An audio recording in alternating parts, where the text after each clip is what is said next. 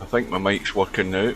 Here we are back on Alaskan Road Truckers. This is the test branch version that we're using, and I've just loaded the game from where I've stopped. We're in the middle of winter, and there has been a recent update. The recent update was in a bid to improve the controller functionality, in particular the steering. All I would say is that it's improved slightly, but the truck still jerks all over the place when you're steering. There's nothing smooth about it. And the other thing you need to be aware of is when you reload your game, you have to actually check that the map has not reset the GPS. Now, if you look at the GPS in the bottom left hand corner, I'm facing this direction, but the GPS is telling me to go back the other direction. So let's look at the map.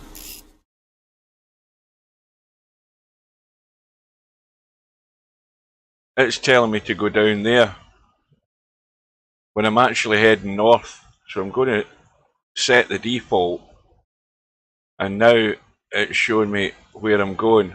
Now, first of all, I don't want to go that way, I want to go this way.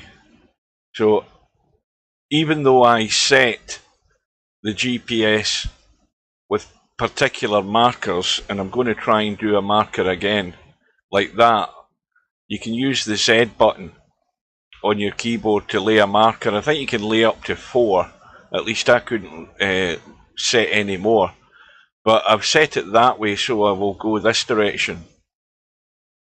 Now, when I've tried this trip previously, there is an avalanche roundabout there, I think, that blocks the road, and there's no way past it, particularly with this trailer. And if you look at the trailer, I'm delivering aircraft parts, but it's a low bed trailer, and if you go off road with this truck, the trailer will very readily stick and you won't be able to move. So there's only one way past this avalanche if we come across it, and we're going to see if it works. So you'll see how choppy the frame rate still is. There's still various sections of the map where there's big glitches, particularly when you head north. You'll see them. We have got 848 miles to go, because again, part of the grind of this game is in the early stages. If we look at my trucker stats, my reputation is 4 stars. You'll see that the personality thing, I'm still waiting more points on that. You'll see I'm level 5 as far as trucking goes, and then as you go down or go up the levels, you need more than 1 point to then start increasing your things that are going to be available to you. So this one here, for example, I need to get to truck class 3, which will unlock those level of trucks. But even if I get a point here, I still need another point to be able to upgrade that. So this is where the grind sets in with this game. If you look at mechanical, I need to do more repairs. That will allow me to expand the workshop. The problem being is, regardless of what you're doing here, in order to make more money in the earlier stages of this game, you need to basically be doing the longer trip jobs to get more money. The sort of downside of that is that by the time I get north, my truck's going to need some level of repairs. So whatever money I make on this trip, I'm going to lose a chunk of that getting the truck repaired before I head back down south again. So that you've got to go through the grind and the grind and the grind of this game. I've got $59,000. I'm at level 10, and I'm still looking to get jobs that are going to bring me more money. At the moment, the maximum I can get per, for a long trip job is usually either up to Prudhoe Bay in the far north, or right down to the very bottom of the map, which is, from the north up there, once you're up at Prudhoe Bay, if I finish this job here and there's another job up there going down south, it'll need to be one that's going a fair distance, usually down to either Wasilla or whatever it's called, or Valdez, where you're going to make the most money. So that's the grinding part. You've just driven for more than an hour or so, maybe an hour and a half, maybe 2 hours, and obviously depending on the weather, depending on what speed you can go at. Bear in mind the truck, even though it's got a more powerful engine, still will not go any faster than 50 miles an hour, even though the maximum speed limit's 55. So to me, that's still wrong with the game. So there's loads of things that they can do to try and improve this. Graphics and the graphic quality is a problem. I mean, my PC, although it's an older PC, it's still a very good spec and should run this game comfortably, which it generally does.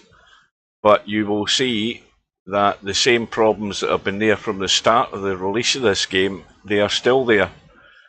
You'll notice also on my little logo in the bottom of the screen, the centre of the screen, you'll see what the frame rate's like.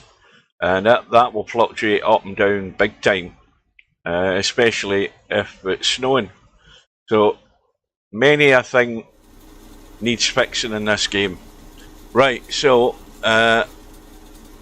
let's see what the windscreen looks like. I might need to defrost that. No, I don't. So we are good to go.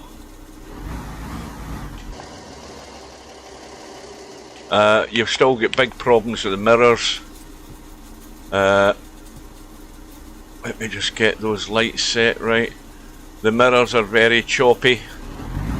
If you look at the frame rate in that mirror there, it's awful. Really poor. Again, comparing it to Euro Truck, there's a vast difference in quality. So I don't use the mirrors at all.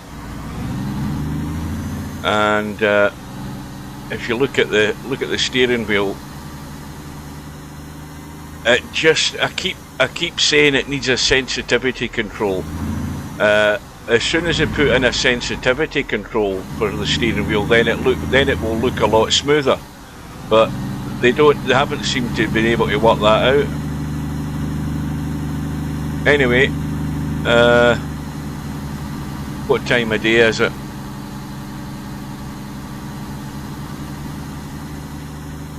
It's like 10 to 8 in the morning, so we might as well make good headway as we can.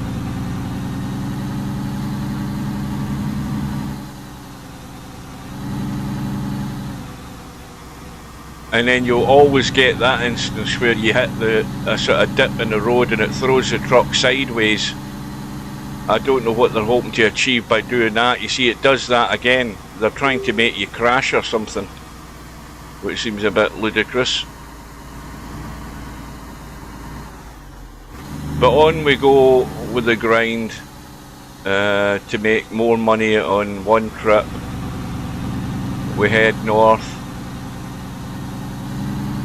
and you can see we're getting the pauses, but you'll notice, I mean, I can predict exactly what's going to happen in the road ahead. When we get further north, you'll see some big glitches in the graphics. There's like at least 2 areas where quite far north where you will see big glitches that happen. Now we're getting about 49 frame rate here. Having said that though, I mean, the landscape's beautiful at this time of the year. It really is. We're waiting on the ice road expansions coming out. It's supposed to be happening this month, so I'm assuming that they're trying to get it released prior to Christmas. So, you know, that may well happen in the next week or two, if they're on course to actually release it. It's, as far as we're aware, it's a free update. It won't cost anything, and therefore it should give more expansion to the map.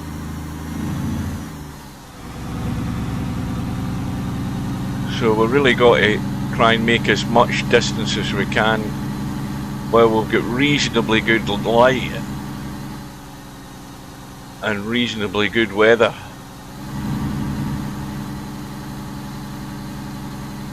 See, it's so jerky. One simple slider is all we need to add and get that tested. A sensitivity control for steering would make the steering a lot smoother. Now, remember, if you watched this before, the reason I'm using the controller is because I need to be closer to the screen, especially when you're having to get out of the truck, which is difficult to do with a steering wheel, and then walk around and use the controls. I mean, driving with a steering wheel is excellent, don't get me wrong on that, but if they're going to put this out to console, and that is very much planned in the not too distant future, then they must get the controller functionality working a lot better than this.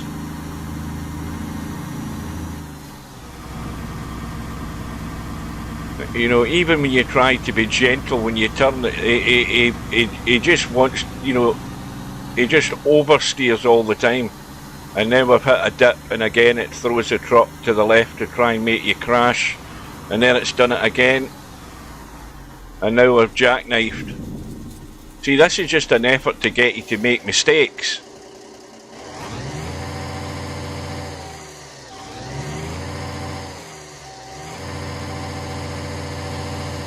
And at the same time then costs you money to get the bloody truck rescued each time.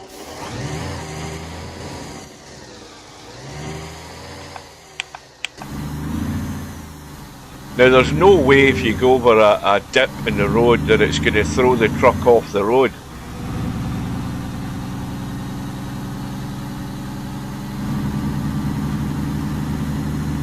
You don't even have to be going at any great speed, not that you can anyway. But it will automatically try to throw you off the road or into oncoming traffic.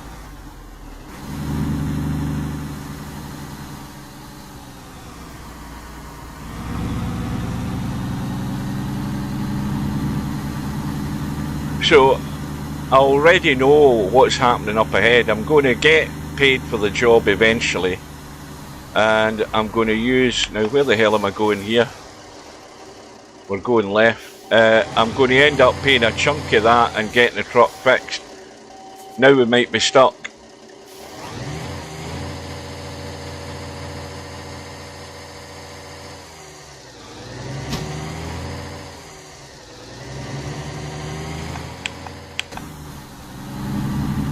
The weather's closing in big time.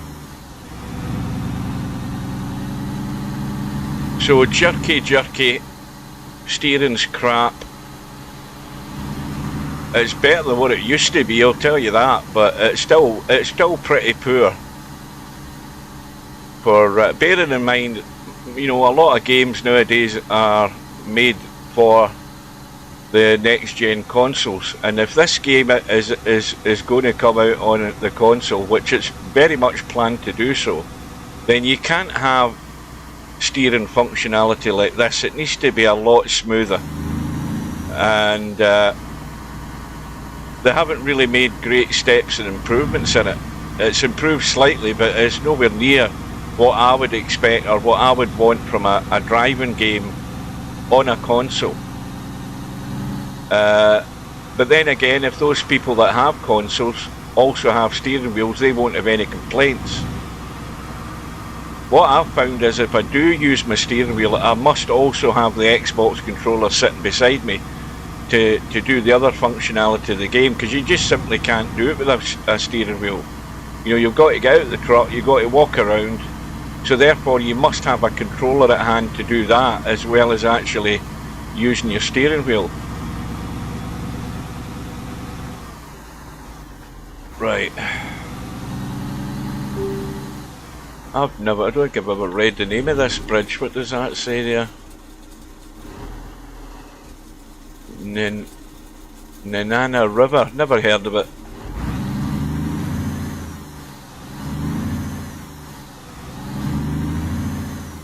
Camera will eventually reset itself. There we go.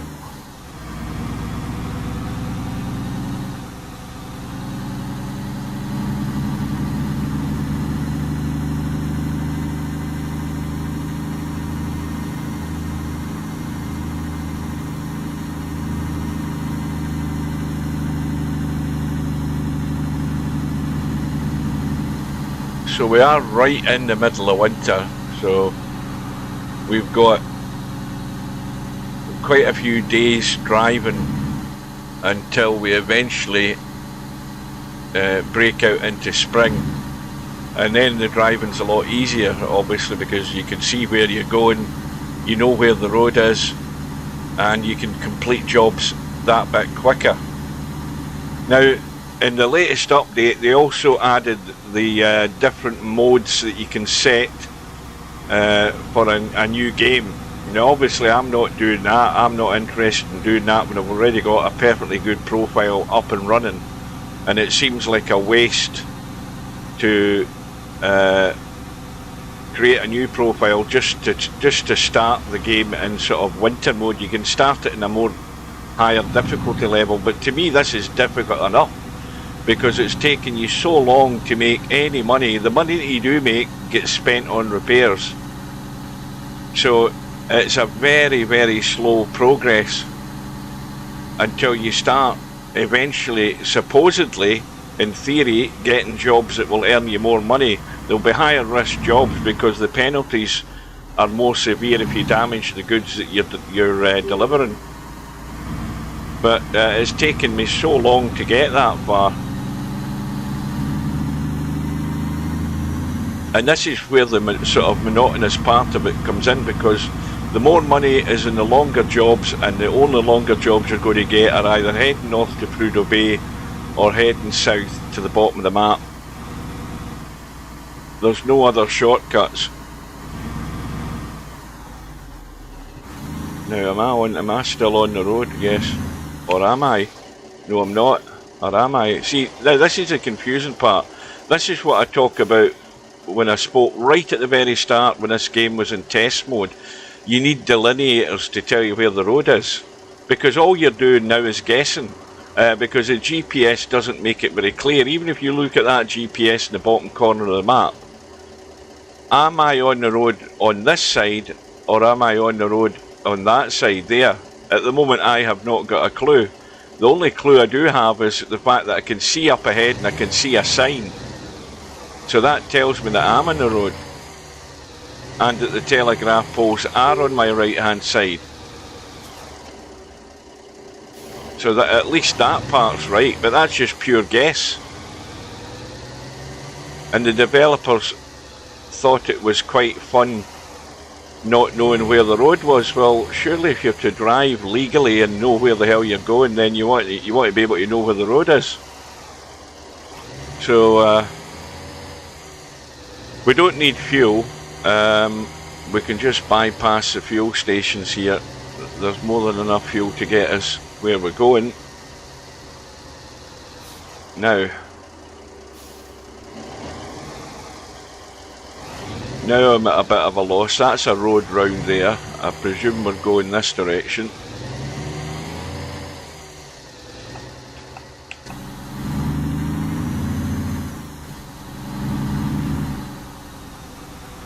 Now, about the weather in the game, in all the, I mean, I've driven in winter mode. You know, I've done like probably maybe, it seems like maybe 3 years worth of driving so far. I went through all the different seasons, you know, spring, summer, winter, or fall, or whatever, then winter.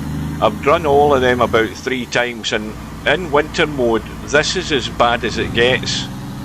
The only thing that would make this worse if it was more foggy, which makes it very difficult to see where you're going. But what you don't get is you don't get a howling blizzard in this game.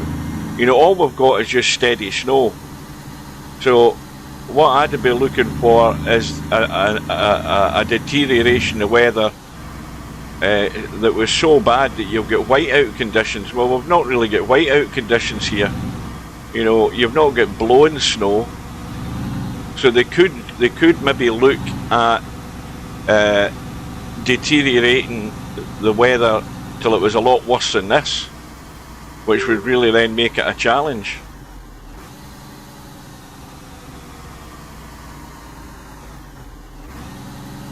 Oh, good morning to Slim. It's just a pity that the chat's right over my speedometer and I can't bloody read what people are typing. And the thing is, I can't move the chat in this game. Yeah, this is as bad as the weather gets, you know, steady snow like this.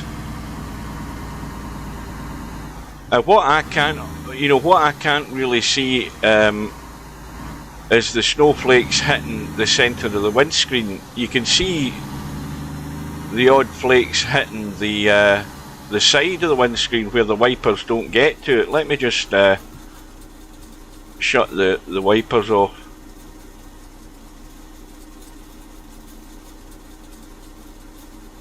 You know, if you sit like that and you wait,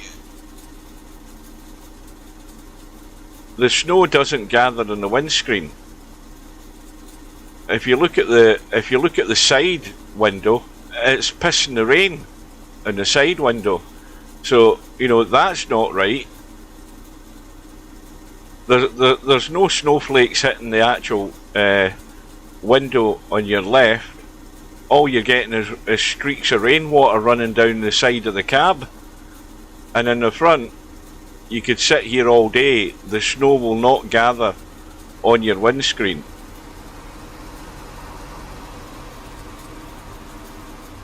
So again, that's something that they could improve. At least the AI have improved to the extent that they will work out a way to overtake you. So now if you look at that, I'm parked right in the middle of the road. This truck behind me though now has got itself in trouble in trying to manoeuvre past me, because he's now hit the crash barrier. So he's now blocking the bloody road. Right.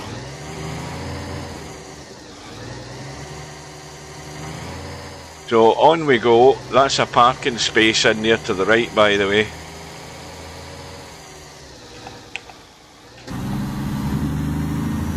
And what I noticed the other day, in fact the last job I did 2 jobs ago, was already heading north to Prudhoe Bay, and by the time you get to Prudhoe Bay, the snow has virtually cleared, even though that Prudhoe Bay is the farthest north on the map. It's as far north as you can get before you hit the Arctic Ocean. So look at all the snow that's here at the moment. We'll see if it's exactly the same by the time I get to the end of this trip. Another tip that you need to keep doing on this is, when you look, remember I tested the GPS at the very beginning here because the GPS had gone haywire again. The GPS will go haywire. I did a job the other day where I didn't double check my GPS, and I'll tell you what happened. It was telling me to go all the way north, and it was telling me to go right in there to do the delivery. So I naturally drove all the way up there, went right into this location here to try and drop off the trailer. I tried 2 parking locations where you park the trailer, and it wouldn't recognise that I was parking the truck. So then I thought, am I at the right delivery place? So I refreshed the GPS, and I'd actually driven past the location. Even though initially the GPS was telling me to go there, I had actually driven past by about 30 or 40 miles, and I should have delivered it down here. So what I'm going to do is once I get out of all of this crap here, the one thing I need to remember is once I get out onto this single road, I need to refresh the GPS, because remember I put markers so I could follow this route. I need to refresh it once I get onto this road, because it might lead me to some weird location that actually isn't where I'm meant to be going. Oh, there's loads of bugs in this bloody game. Loads of bugs. There's the most obvious bug. There's another bug, and I'll show you that right now. If you look at them, right, he's got his Hawaiian shirt on, right? And he's supposed to have a winter jacket on. Now, as far as I know, your winter jackets that you buy in shops, you cannot buy them in fuel stops. You can only buy them in the bigger stores. They have a deterioration period, so you'll have a percentage of 100% when you buy one. There the snow stopped, and then the longer you wear the jacket, the more it'll eventually deteriorate. So you then have to buy another jacket. Well, I don't know whether I'm wearing a winter jacket or I'm not wearing a winter jacket, but I did have one used. It was configured, and I've never taken it off. But yet, when I'm in the truck, I've still got short sleeves. And if you look at the temperature, just at the top left of the map, top left of the HUD, I think it's like -5 or something. Yeah, I can go out the truck. It won't show you I'm wearing my winter jacket, yet I've got one on, so that's bugged.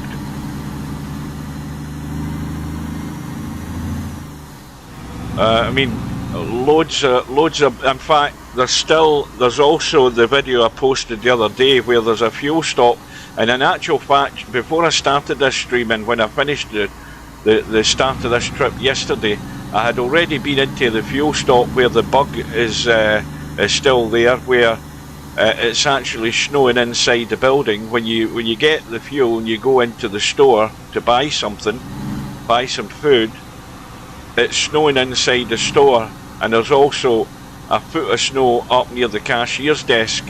And if you walk up into that snow, which I found out to my cost, when I made the little bug video the other day, what happened when I restarted the game was I was actually stuck in that snow that was inside the building. Now we've got the warning about the roadblock. Now that may well mean either it's more than likely this snowdrift avalanche I was talking about, and I actually get stuck inside the building. Now I've been done for hitting somebody. This is this guy. Now this is another bug in the game that's annoying, right? I've done nothing wrong other than driving the truck. The game will fine you regardless of what happens, right? So if I drive into a vehicle, I'll get fined, and I deserve to be fined. However, if the AI vehicles did what that numpty did behind me there, he's tried to overtake the car, he's decided to cut in front of the car that's on the inside, and he's hit the tail end of my trailer. Now who gets the fine? I get the fine. That's bugged. I'm getting fined because some poor bastard Alaskan driver can't drive his car, and he's hit the tail end of my truck. That's happened to me loads of times, where you're getting hit through no fault of your own, and you're getting fined because of it. That's another annoying thing about the game. So all the time you're leaking money because of stupid things that are happening in the game. That was nothing to do with me. I'm driving as normal as I can in this thing, and I've just lost however many it was, $100 odd, $180. I don't know what the fine was.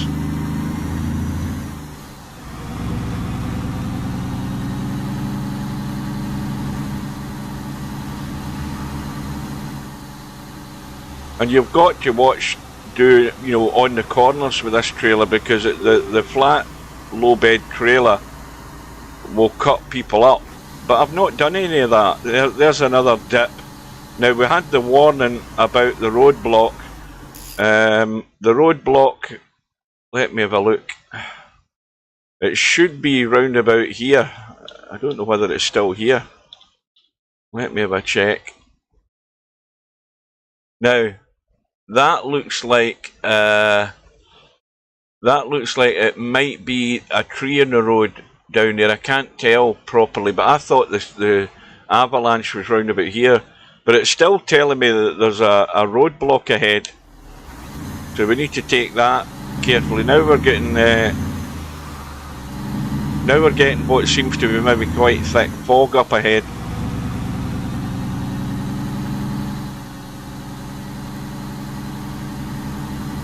And of course, I now need to take a break.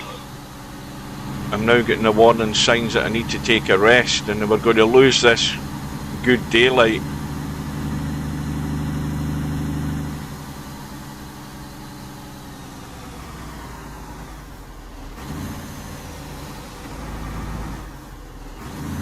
I think the developers completely lost the concept of this whole idea. I mean, if you look at the AI traffic, and these are details, and you might call them minor details, but they're minor details that annoy me. You're heading north to Prudhoe Bay. The only reason anybody in the world wants to go to Prudhoe Bay in Alaska is if they're a truck driver and they're delivering materials for the oil industry. Pretty much nothing else goes up there. So the trucks that you have got oil pipes and pumps and drill bits and all of that sort of material is what you're driving to Prudhoe Bay with. Yet if you look at the traffic that's on the road, all you get most of the time is a tipper truck and a bloody cement mixer. I mean, how many cement mixers are there in Alaska?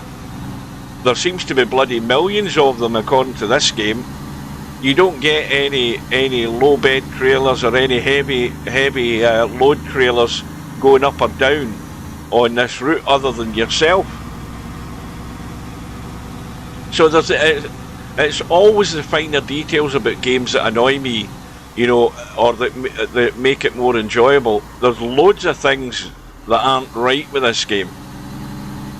There's still the prospect of loads of improvement in the future, but they've already had a dozen patches out.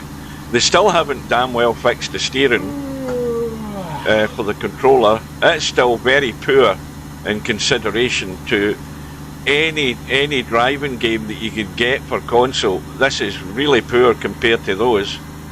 It's too jerky and it's not smooth enough. The incremental variations are what make it jerky to drive the damn truck. I could rant and rant and rant and rant for hours. And I did rant on their Discord channel. I did have a rant on the Steam discussions.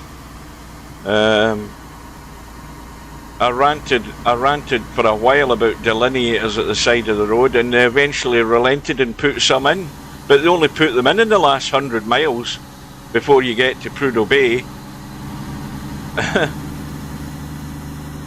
And only done that as an afterthought.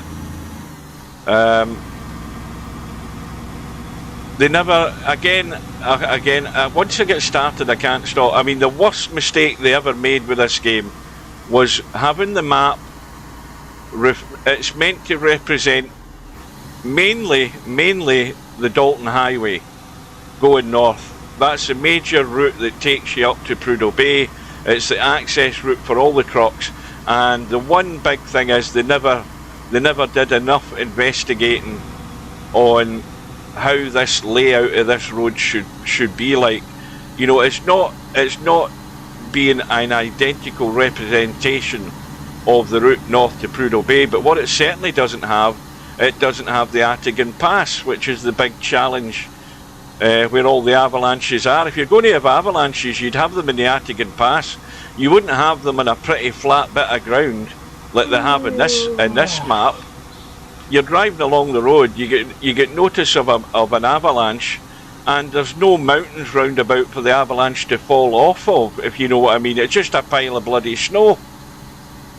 And the only place you're more likely to get avalanches is up in the Atigan Pass, and they've completely omitted to even think about putting that in the game.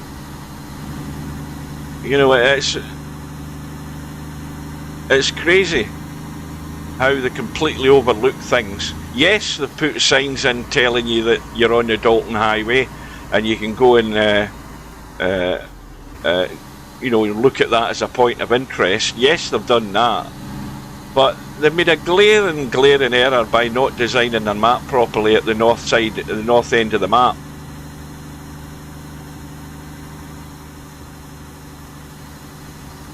big glaring blunder that I wish if they had taken their time. Put it this way, if I was ever doing in the testing phase of this game before it went public, I would have ranted for hours and hours. I would have ranted for hours and hours and said, look, you can't have this map like this. I think also the other thing to bear in mind is that this game was initially, I think, if I'm right in saying, in its very, very early phases, this game was to be called Ice Road Truckers. I think that's exactly what it was meant to be. When the Ice Road Trucking programme was on the telly. And I don't know whether the idea got dropped, mainly because the Ice Road Truckers things finally ceased. But you would have thought then that if they were making it in the early phases in conjunction with the television programme, they would have put the Attigan Pass in the damn thing.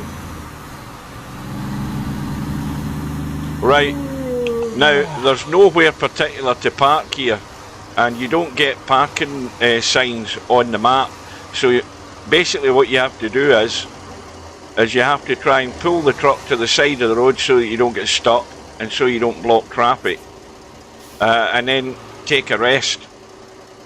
So that's what I'm going to do, and then I can get a chance to read your chat. Wait a minute. Handbrake on, get the wipers off, put the engine off, put the lights off. Good morning to. I'm too busy ranting, and the thing is, why can't you just cut corner and avoid the road? The grass looks right. Aye, yes. You would think that's the case, but if you look at the truck, right, look at what I'm delivering. I'm delivering aircraft parts, and it's a flat, low bed truck.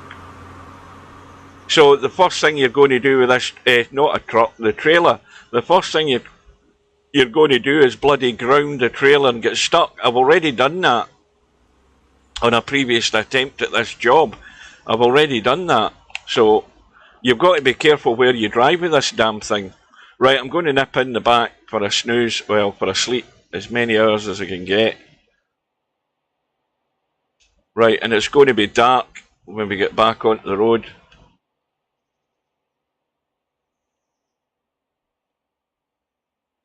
Now remember what I said I'm going to have to do. I'm going to have to reset the GPS once I get out onto the single road, once I get out onto the Dalton Highway. Right. So now, handbrake off, ignition on, the heaters are on all the time. Put the wipers on, put the lights on. Don't bother using the mirrors because they're a waste of time. The frame rate dies a death when you have them on. And just go to third person so you can see if anything's coming behind you. Now, what time is it? It's 9:30 at night.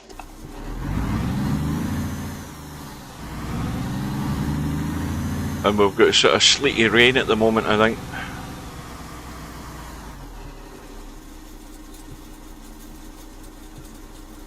Right.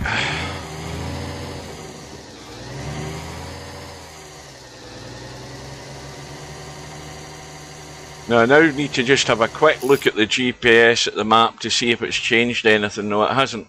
So we are sort of around about there, I think, and we want to get right out onto the main road and then reset the GPS. We have got 836 miles still to go.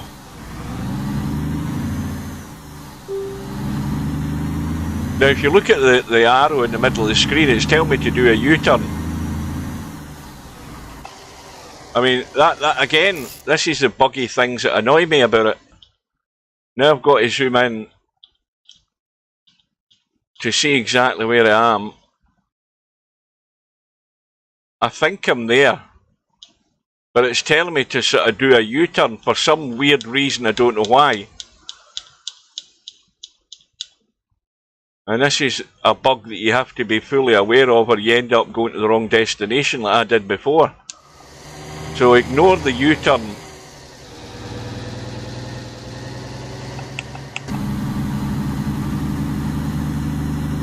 and then just get the foot down.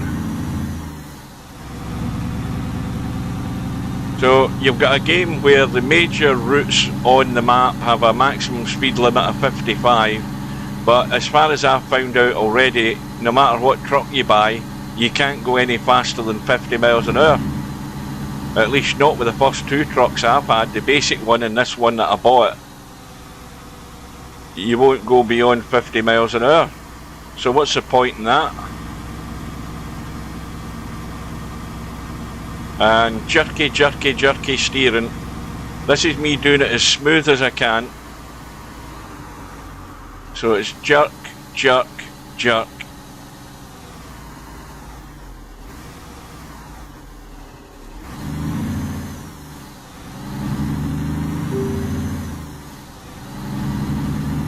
Right, now we're going to head on to the main route. And then we could reset the GPS.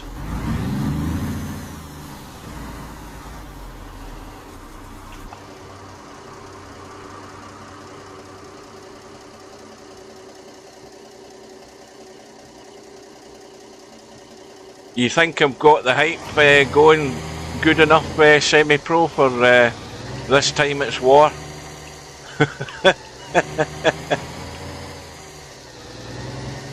Has Stubb been sending you any PMs? Has he been trying to get into your head?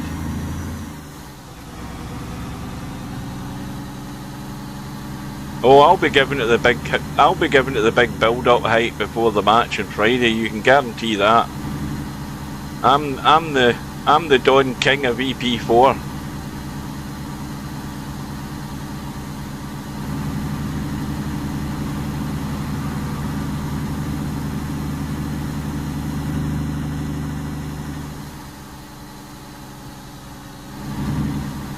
Well, why don't you do that before the match starts?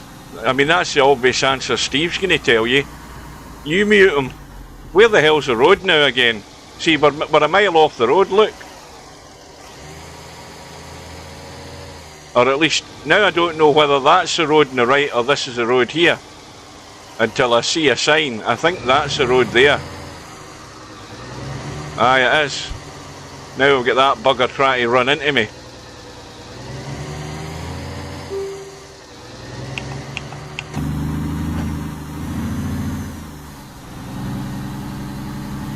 Well, that's true. The mute does have to be set again. I'll give you that one. I'll give you that.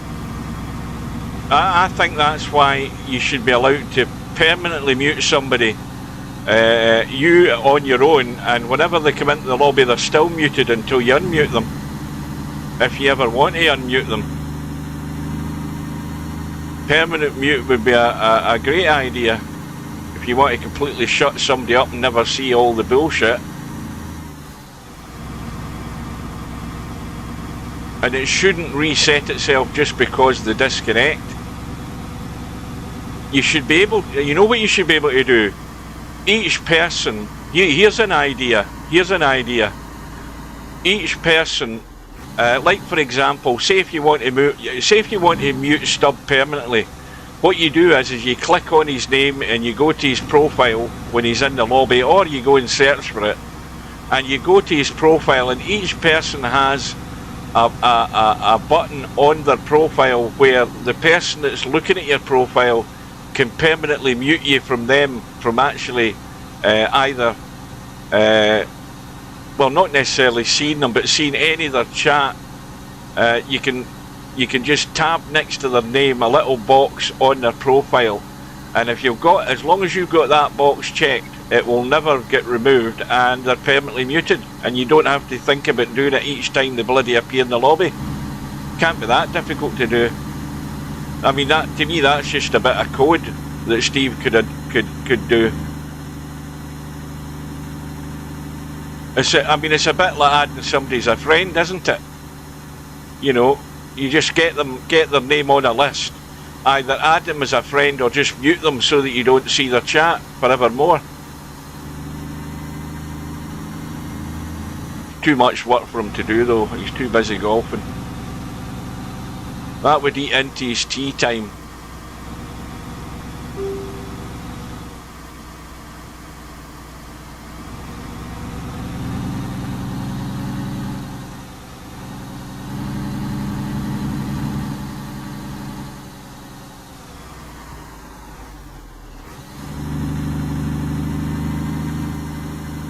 Right, now, let me have a quick look. I think it seems to be at the... Right, there it is. That, in fact, I actually thought it was further down here. There's the avalanche, right? That's the avalanche on the road, way up there. And there's only one way past it with this trailer, and you cannot drive past it. And when we get there, I'll show you how it works. And there's no way around this where it doesn't cost you money, because there isn't a hidden road. I've already looked for one. There isn't one. So when you get up here, you have to be careful how you park the trailer, because you have to park the trailer at the side of the road. The AI vehicles will come up to the avalanche and they'll immediately do a U-turn. And ones heading south, cars will try and actually drive over the avalanche. So if you're too close to the avalanche, the bloody cars will slide off there, damage your truck, and you'll get fined for the privilege. Because I've done it. This is the second time I've attempted this trip, and I know exactly what's going to happen. So we've pretty much lost daylight. It's always good to have a vehicle in front of you at night time, because then you can just follow what's left of the tracks and keep your distance. Although you won't be going at any great speed, because the AI still crawl at less than 30 miles an hour on this map, no matter where you are.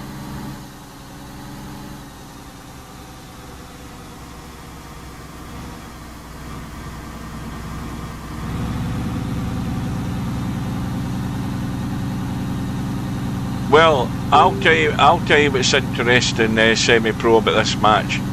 You've got the two players who are the only two players listed in the tournament information that are due to get fined for quitting the match before it ends. And my question is are we taking bets on who's going to bail out first and get fined? Or disconnecting at the very end before you actually say good match or anything like that, and just leaving the room hanging. Who's going to get fined? Is it going to be Stub, or is it going to be semi-pro? Because that's what's up for grabs here, and also on Friday, the two big villains at disconnecting and getting fined for doing it.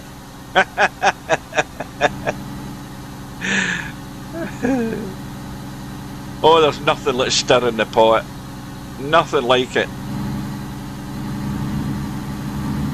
And see this flickering thing that's going on? That's annoyed me. I've ranted about that on a previous video. See the flickering carry on? That's annoying. And that's still there. I mean, what are these people doing? Are they not seeing these sort of annoying bugs? Am I just being too picky? Now you can see the snow's beginning to clear. It's beginning to thin out. Now, do I need anything to eat here? I think I do. Let's just nip in here. And this sign here tells you about the Alaskan pipeline. I think I might as well just put the handbrake on. We'll leave the engine on. I'll go out the truck. I should be getting a warning that it's cold, but I'm not getting it. So here I am with my Hawaiian shirt on in the middle of bloody Alaska, minus 12 degrees, and it's tropical. You see what I mean? Right, let's see if there's anything that we can read on here. There we are. Dalton Highway. Road was built to support the construction of an oil pipeline running through Alaska, blah blah blah blah. It's the only road to reach the north. It has been hailed as one of the world's most dangerous roads due to snowfalls that can make passage, blah blah. Look, where's the bloody Atigan Pass? That's all I'm saying. That's the pipeline there, in case you didn't spot the obvious. And that says the Dalton Highway, although it's not lit. Right, so we are just getting a wee bit hungry, so it's important to eat your supplies in the right order. ones that are about to expire. Hang on a minute, where the bloody hell am I? Right, so that mac and cheese is going to expire in 1 day, so obviously that's the next one in the list. So we'll pick that, put it into our own inventory. When you've done that, you bail out of there, you turn to your microwave, hit the A button, and then highlight your mac and cheese, hold the button, and it nukes it.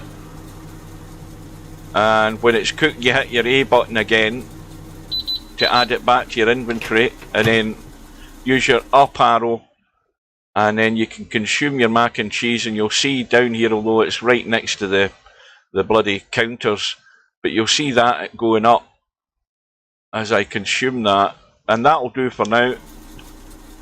Now back to the driver's seat. Handbrake is on. We'll get it off. We'll check if there's anything coming, which there is. Oh, and that's what I need to do now that we're on the single highway. You can see how the GPS is still shown to go back down south. So we've now set the default route, which now updates it. And now you can see where we're supposed to be going. We're not going there, we're going there. And we have to then deal with the avalanche. Have a quick look and a refresher. The avalanche is probably still a couple of 100 miles up the road. Right, let's go. Now this is actually one of the better parts of the road where you can get the foot down for a wee while. The snow will begin to thin out, and we'll get to maximum speed on the odd occasion and eat up some of this mileage.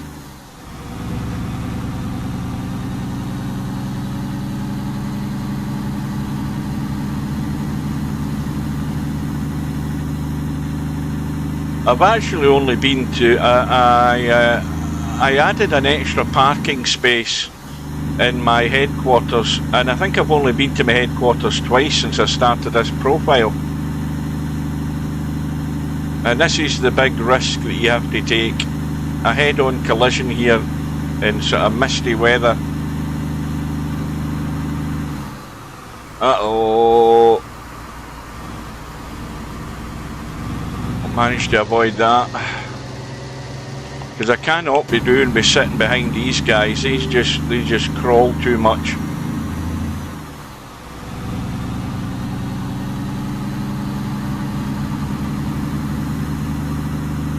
Got to get past them.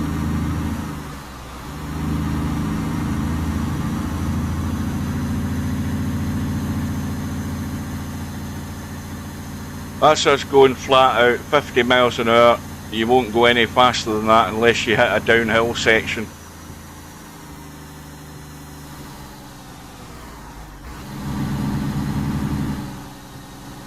Jerky steering.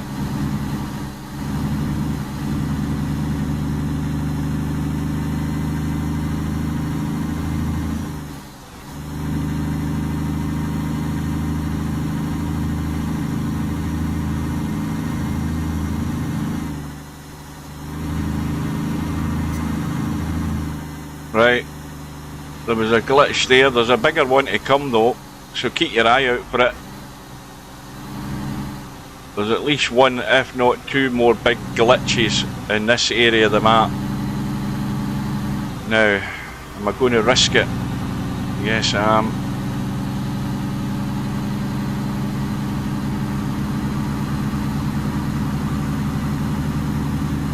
Oh, that's the wrong button there. I said I wouldn't use the mirrors, but just double checking he's out of the way behind me. This is always the fastest part of the map in terms of making up ground.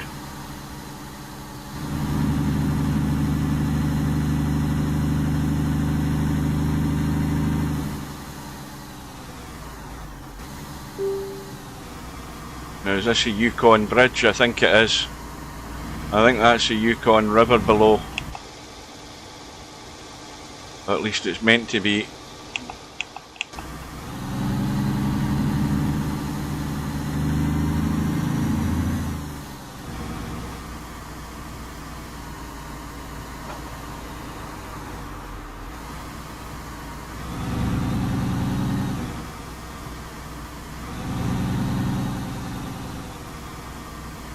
nice and wide when you turn at this bend, because you'll cut somebody up with this bloody trailer.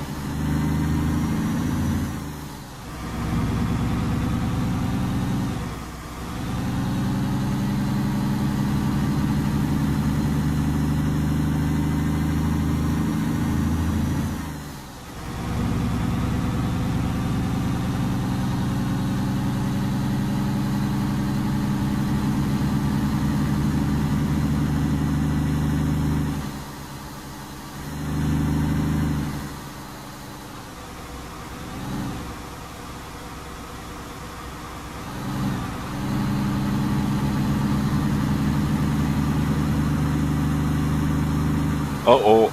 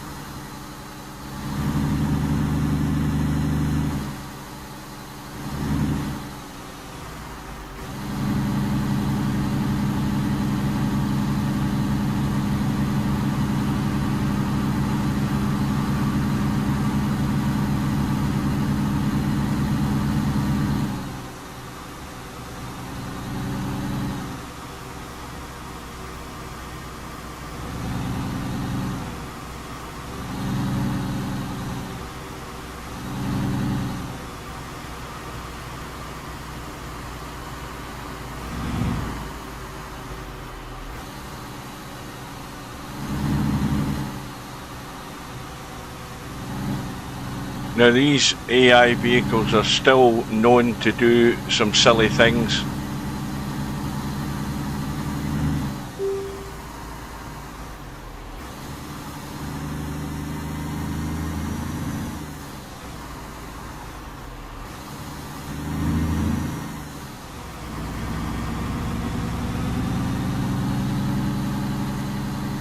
So who the hell's Grumpy Gamer then in disguise? I wonder who that is, Semi-Pro.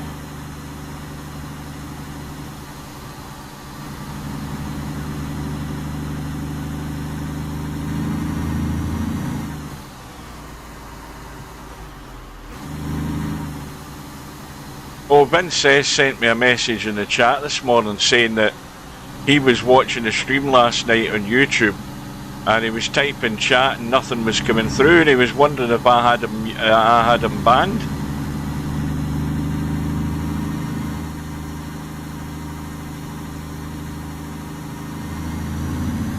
Well, you already know no one supports you, Semi-Pro. You've no fear there. It doesn't matter who it is. Nobody supports you. Nobody loves you. Everybody hates you. You know that. You've been telling us often enough.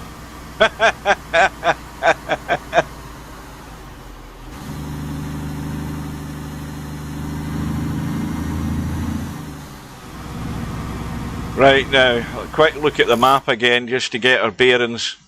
Right, the avalanche is up ahead, another, what, 100 miles or something. I need to have a quick drink before I carry on, by the way. I've got a throat like an Arab sandal. Oh dear.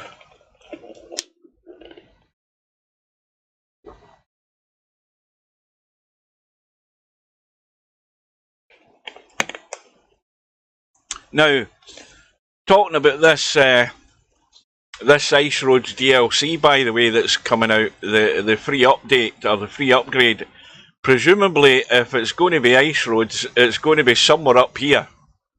Now, why do I say that? Because this is all Arctic tundra. This is all called the North Slope in Alaska. It leads, you know, you go over the, I can't remember the mountain range, but anybody who's from the States or from Alaska knows what I'm talking about. You've got the mountain range that takes you up and down onto the North Slope. And all of this area up here is where you're likely to find ice roads at this time of year. Most of them will be rivers and lakes that you're going across. So presumably, when this update comes out, whenever that might be, hopefully it's going to be very soon. It should be this month. They've said that and told us that. I would expect it to all be up here. Now, knowing the developers of this game, they might just stick it bloody well anywhere. You know, there's loads of room to add on these extra maps or these expansions, but knowing them, they'll stick it down in and around all the bloody big cities. You haven't a clue what they're doing. Right, anyway, how far have we got to go? 318 miles. Right, we need to get past this guy because he's already annoying me. And if we come to a junction or a speed limit change, he's just going to slam on the anchors and I'm going to go headways right into him. Let's get past him. He's bugging me. I keep putting the headlights on when I want to bring up these crappy rear view mirrors.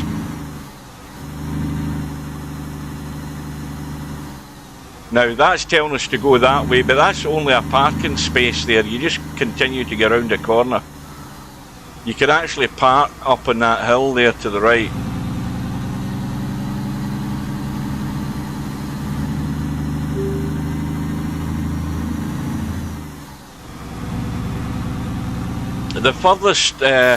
The furthest you can drive in this map is from, obviously the furthest locations apart from each other, is right down in Valdez, down at the port.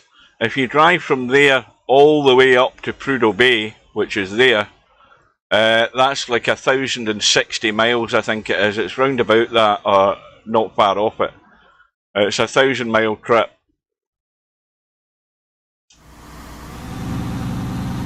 So there's plenty of scope for expansion on this.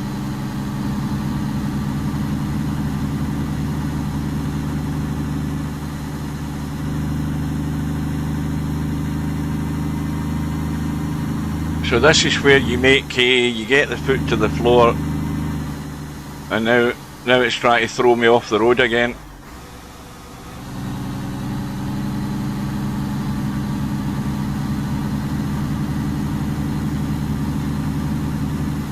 Right, we're rapidly approaching this avalanche,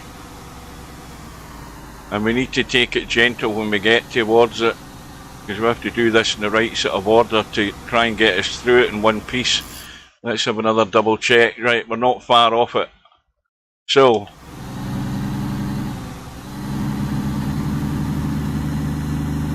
I'll show you my technique for getting past this avalanche. He says confidently, having already tested it, and it worked. And let's see if it will test it while we're doing it live. Because as you know, I do truck driving live. I don't do edited highlights and bloody edit all the crashes out. I show you it as it is, all the disasters that's ever happened to me. Yeah, we're not far to go.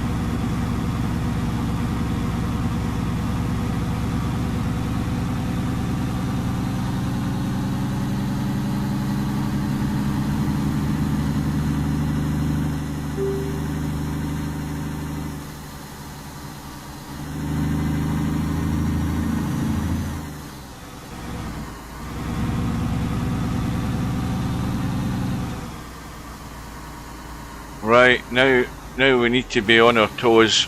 Just slow down a bit.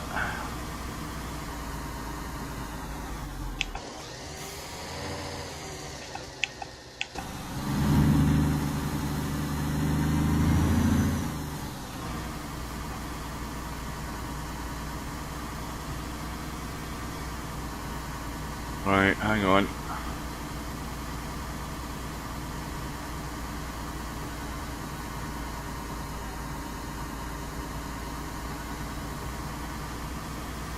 We're getting ice building up the windscreen. Notice that visibility's becoming reduced because of the frozen windscreen. Even though I've got the heaters on, it's still freezing up.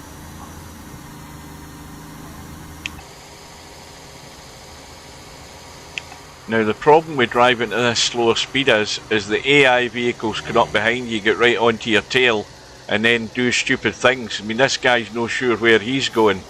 He's already drifted out into the other lane there.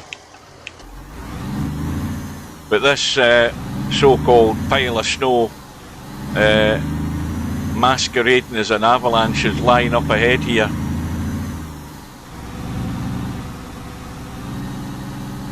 It's very difficult to see where I'm going now.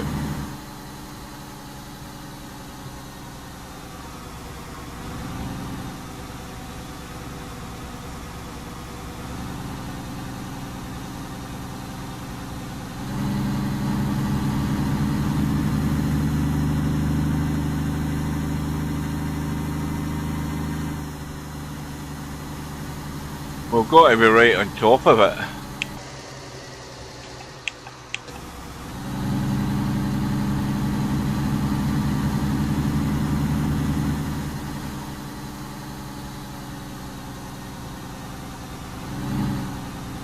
Now,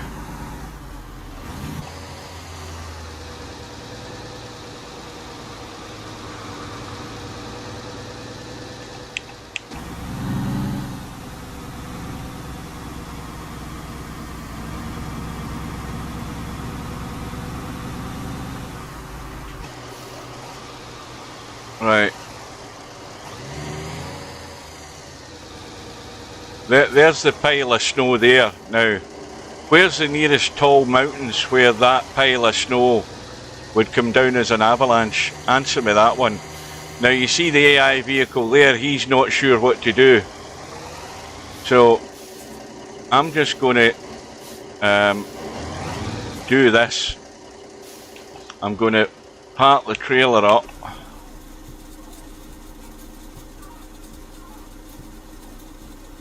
Stop the windshield wipers. Put that on. There's my ignition. Do that. Right, so here's the first thing you do. When you come to this avalanche, or this pile of snow, the one thing you have to do is get up and find your way through it. So you come into this gap, provided he goes out the bloody way, and then you have to drive through here and try and probably end up going that way and through and out into the road. But you see now you've got trucks. There's a truck trying to mount the pile of snow. That's what the AI vehicles do. If that was a car, he would have been halfway over the top of it. Now it's actually telling me it's cold and that I haven't got my jacket on. You see how I'm beginning to freeze up? So there is a way through this, but it's with the truck only, not the trailer. If I've driven through here with the trailer and you get stuck, you can't get through. In fact, look at that, middle of winter and the flowers are blooming. Right, so I've got a new jacket in the truck, and we need to get into the truck quick, because now I've got hypothermia. I need to get in and get the new jacket on. My other one will have worn out. Let's just check that first of all. Now, where did I put it? Did I put it down here?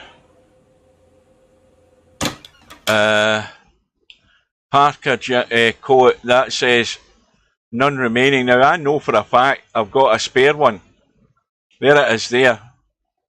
Now that's saying winter coat, 0 remaining. I bought a new one. You're not telling me that the new one's expired because I haven't. No, there it is. There it is there. Right, so I need to get rid of that. And I need to get rid of that because I don't want to put it on. I want to get rid of the damn thing. Hang on. Right. How do we delete these things? Hold to. Well, I don't want that one. I want that one.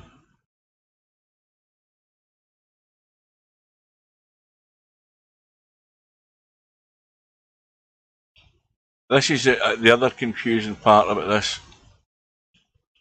I want that one. Right, so that's now in my inventory, and I want to wear that one. Unequipped, right, so I'll put it on again. Now it's showing it's equipped, so now I should be okay to get out the truck. I don't want the microwave.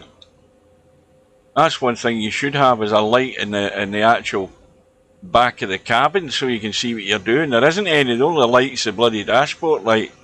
Right, so out the truck. Now, oh wait a minute, I think you have to make sure the engine and everything's off before you can disconnect the trailer. Did I switch it off? Yes, I did. And the handbrake was on, wasn't it? Yes, it is. Right, so out of the truck. And now we have to abandon the trailer. So we now need to drop the trailer. If I'm doing it right, hang on, it's that way.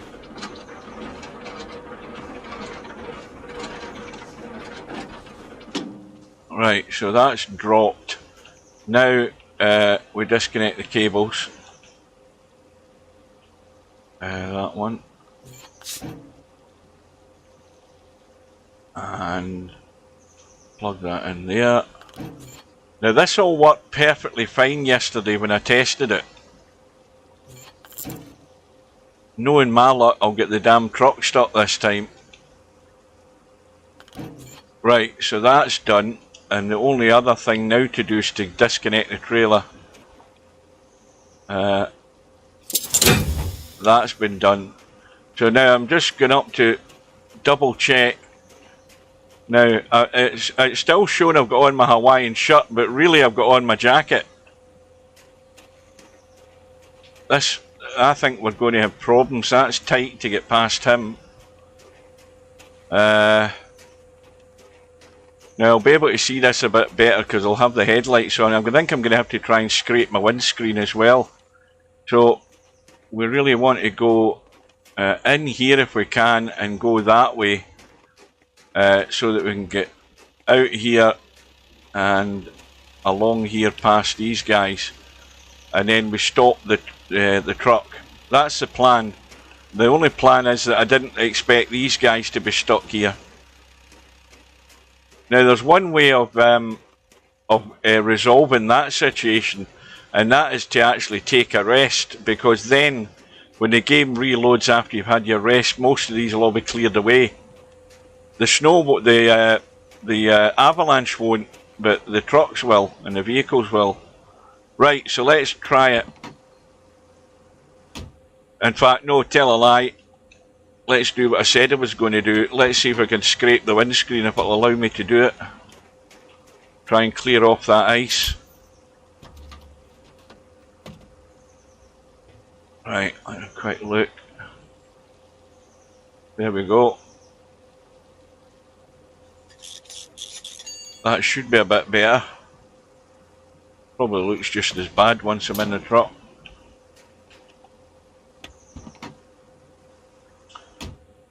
Right, it doesn't look all that much better, to be honest with you. Handbrake's off. Ignition. My wipers are doing nothing. Oh, I don't want the live radio crap. I pressed the wrong button there. Don't want that. It doesn't work anyway. That's not the one I want. That's the one I want. Right, we'll drive in third person. So we know roughly where we want to go. This is going to cost me at least $1,000, I would think. And he has to allow me to get past here. Right, we're past him. Now.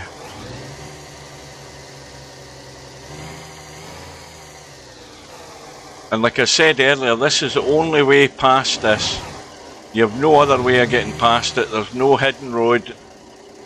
Now I think I want to go that way. I want to go that way. And then that way. And then that. We'll keep going, we'll keep going. and we don't want to go too close to the avalanche when we're parking the truck.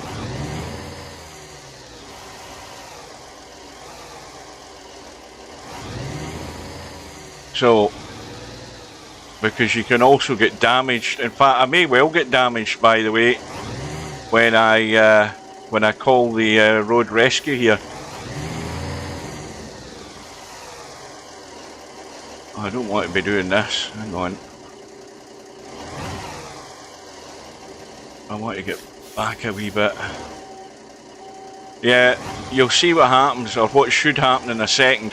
So the only way past this, remember what I said, you cannot, believe me, you cannot drive that trailer. It's too low to the ground and it gets stuck on the bumpy off-road bit there in the trees. You cannot bring that trailer through here. You can do it with some other trailers, but you cannot do it with that one. So what I have to do is get this reasonably parked. The further away you go from your trailer, the more money it costs you to actually get it put back in the road. So I'm going to leave it a bit like, no, wait a minute, there, that'll do. Inside the cab now, we go to the rescue, and the CB radio tells me it's going to cost me $900. There's no way you can avoid this. So I'm going to pay that, and I bet you I still get damaged with the trailer. You cannot prevent that either. I'll be lucky if I don't. So here we go. And I should be north of the avalanche. It looks as if I've got no damage, so I've got off lightly there. And let's have a quick look in the third person. Oh, you bugger, it hasn't brought the trailer this time. Now that is a bloody discovery. It's decided not to bring the trailer this time, yet it did it the last time, so that's another bug. Oh, you've got to laugh. You've got to laugh.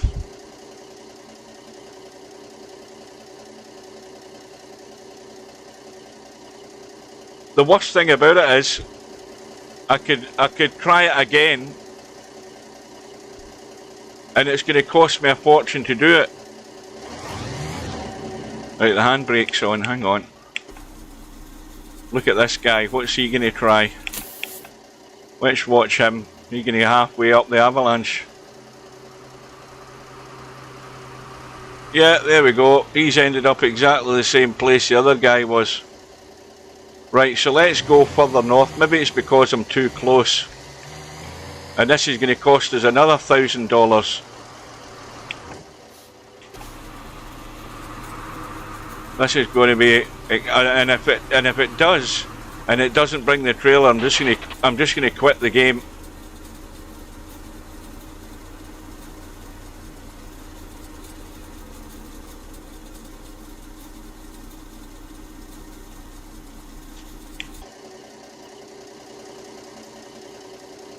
Yep, it's done it again.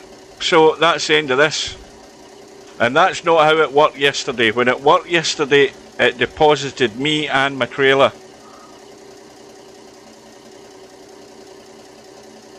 So there's one other solution, which again is going to cost me a fortune. And what I need to check first of all is on the map is where the nearest truck repair depot is. Because what it will do is it will take me, it has to take me north. If it doesn't take me north, it doesn't get me past the avalanche. Right, where are we? Workshops, that's what I'm looking for. Right, now, the nearest truck workshop is there, on this end of the map, and the nearest truck workshop is there. Now, am I nearer that one, or nearer that one? I think I'm nearer that one. In which case, if it takes me there, I'm buggered. So I'm going to take the risk. I'm going to take the risk. This has now cost me $1,800, and the road rescue is going to cost me even more. Hang on, back into the cab. Right. wait to see what happens here. So whatever money I'm making on this job, I'm going to lose a stack of it. Tow the truck to a workshop, $3,800. Let's see where it puts me. If it puts me at the south end, I'm knackered. If it takes me up north, I'm good to go. And if I'm stuck back below the avalanche again, then I'm quitting the game and giving up on it until they bring out a lot more updates. Aye, it probably will. We'll see if it does. This is nowhere anywhere approaching as good as Eurotruck. Absolutely nowhere near it. It's a good idea.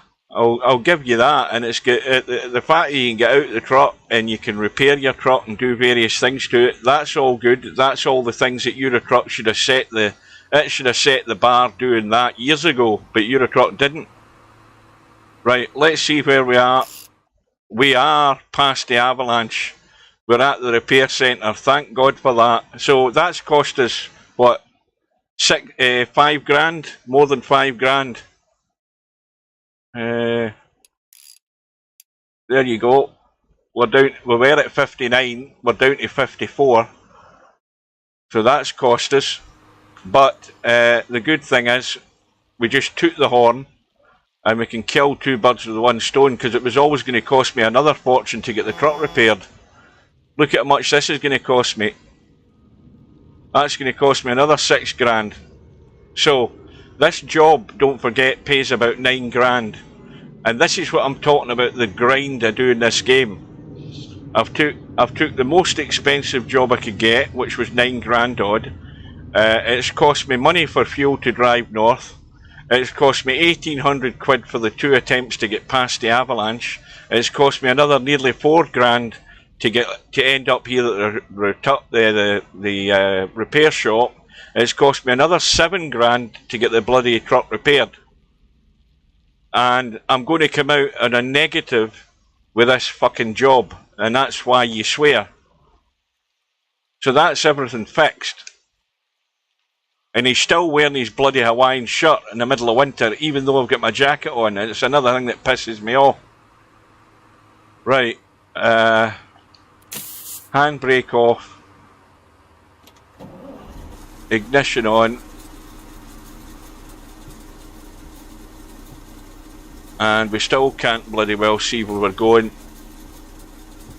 Now I've got to get out and hitch the trailer again, because it's parked up at the parking spot, which is there, and I've got very little room to manoeuvre to do that. Right, so I'm going to have to go there. I'm going to have to go back the way to get lined up.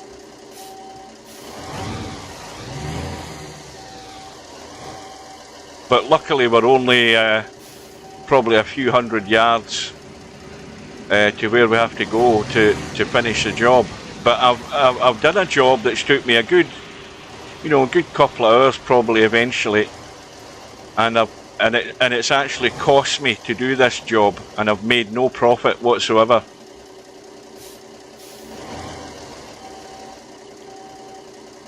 That's no good. We need to be further into the right.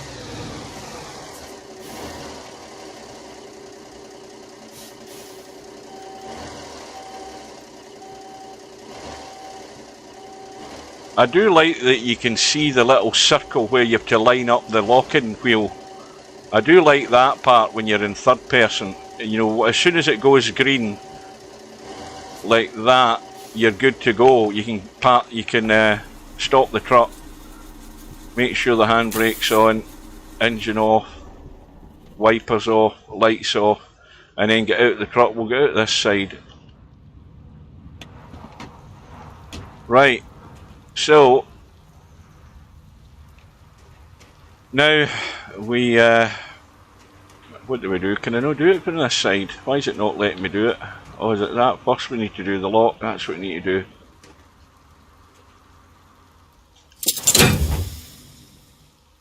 That's better.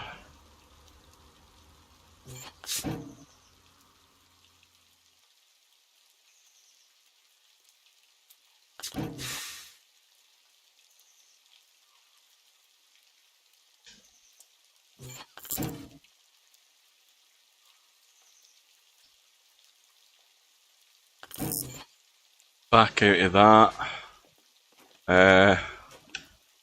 Where are we? That's where we want to be. Oh, we're the other side.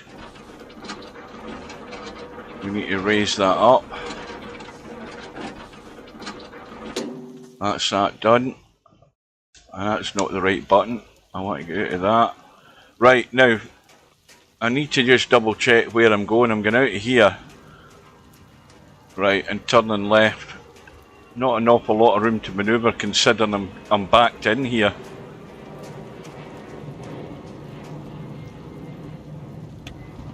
Right.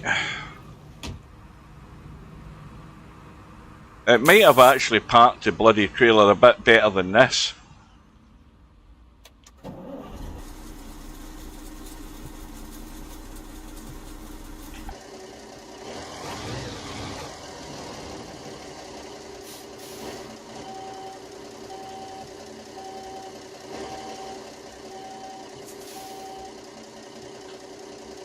Well, the current price is what, £16 odd? Well, I would wait till the next Steam sale.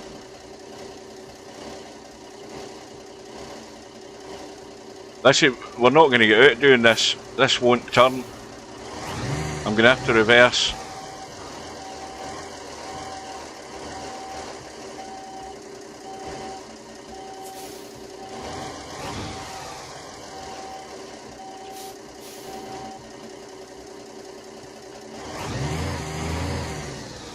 Yeah, this is a bugger to try and get this damn thing out of here.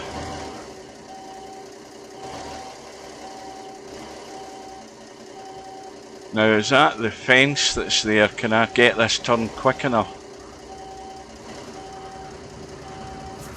I'm going to hit the cabin.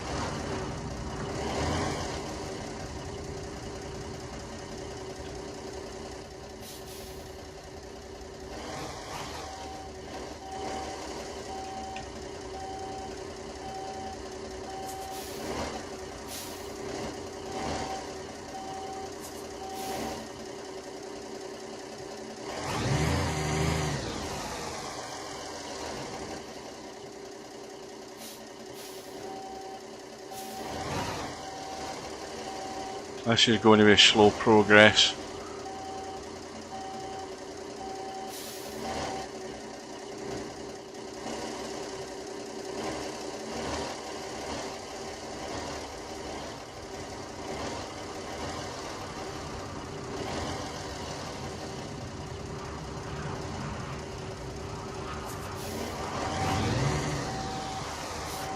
I didn't think this thing would turn.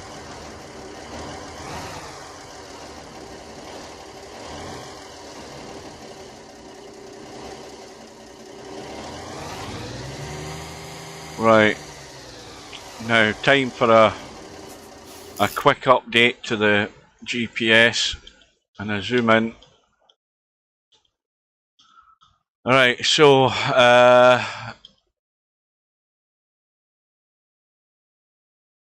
according to that we're going left and left. That's what it looks like.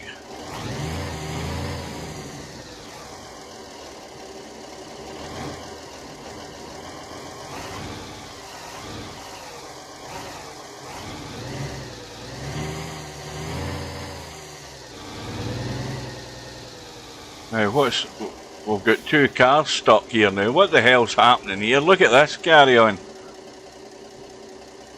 How am I meant to get past these two arseholes?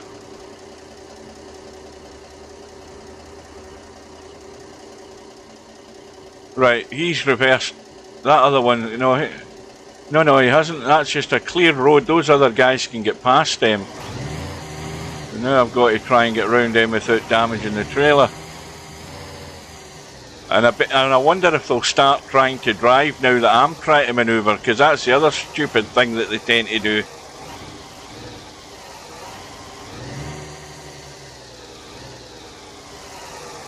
Need to watch the trailer.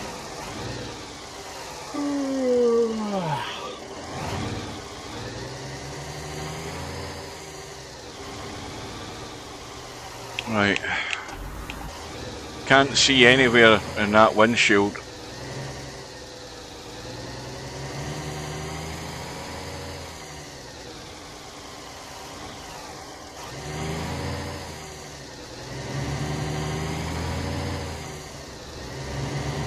So we'll finish the job, we'll get paid, we'll have a sleep, and we'll quit the game. Because I mean, there's only one place I know where I'm going when I'm finished this and I take my next job. I'm heading bloody south again.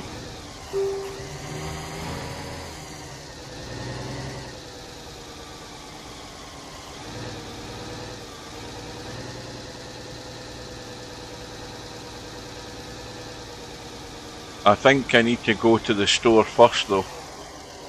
Right, so it looks as if it's in here to the right. Round the corner now, it might be this one.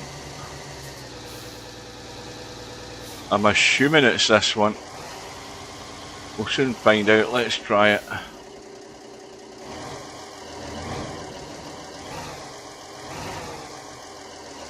Hopefully it's this one here.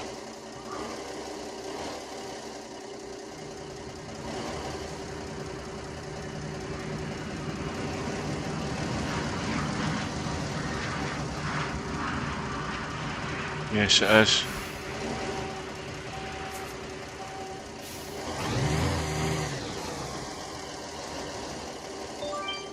That'll do it.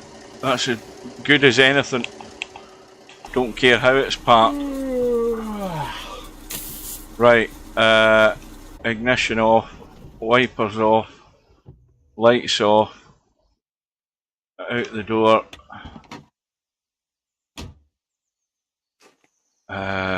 Lower the trailer. But I haven't worked out where I go to get my money yet.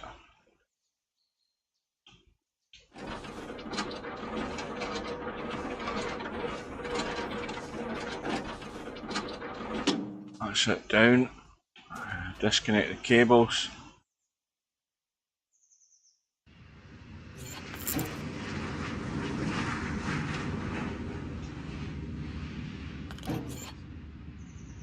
I'm trying to remember where the dispatcher is here. Is he at that front gate? So I can get my payment. Right, that's done. And now disconnect the trailer. Right, now where the hell is he? There he is up there.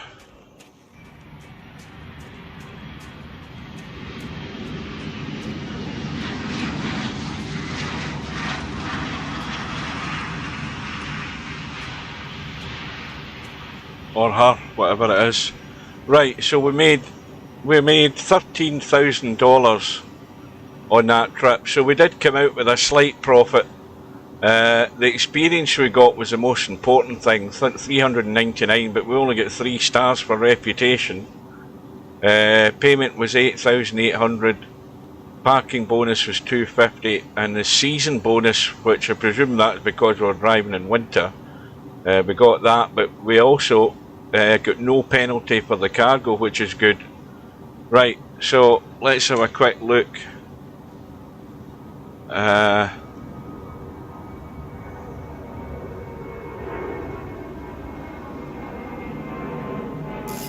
Right, let's look at jobs.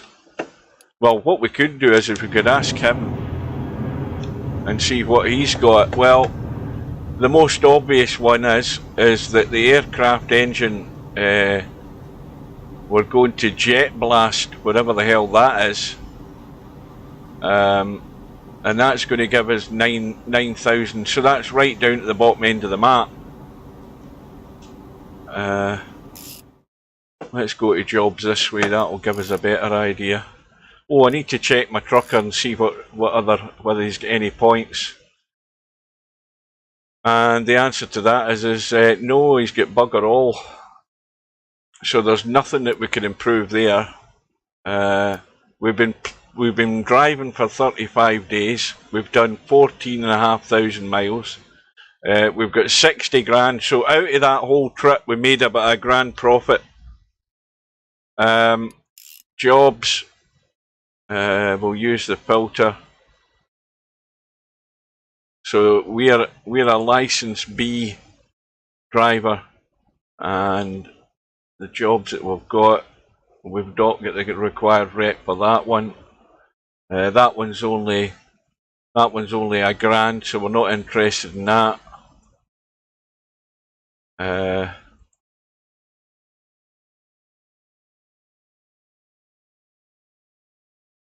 And now that one's no good to us either. Where the hell's the other one?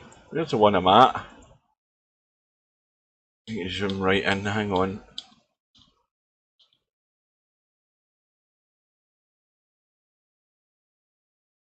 Where's the one that was £9,000? Oh, there's one that's £10,000. Alaskan Tyre Industries right now. Where's that going? Obviously it's going south.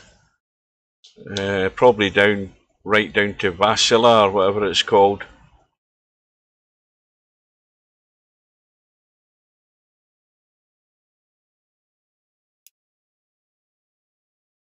Oh, not quite.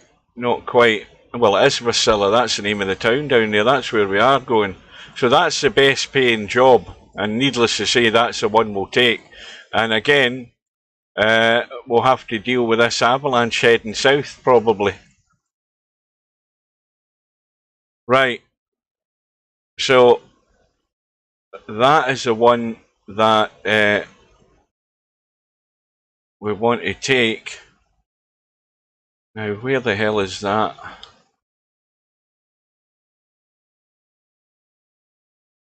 Was that one? None of them.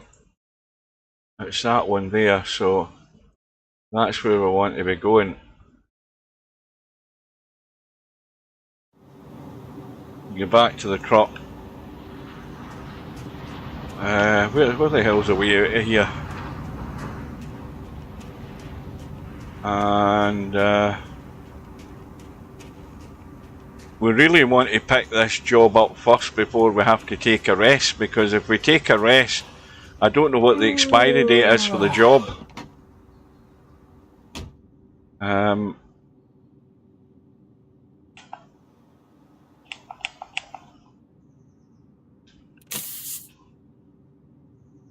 handbrake off.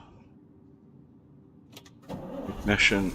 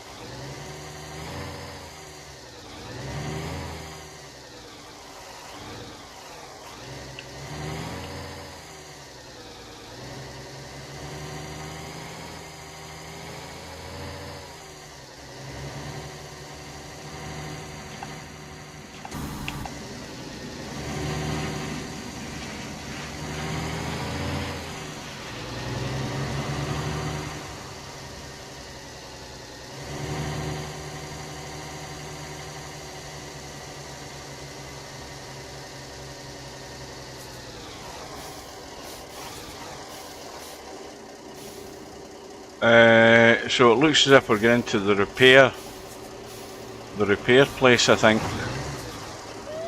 And now that was my fault. That was my fault. I'll hold my hand up to that one. I've got to get in there quick though, I can't hang about, I've got to get in. Now, let's abandon the truck here for the time being and get in and have a word with this guy. I think this is where the job is.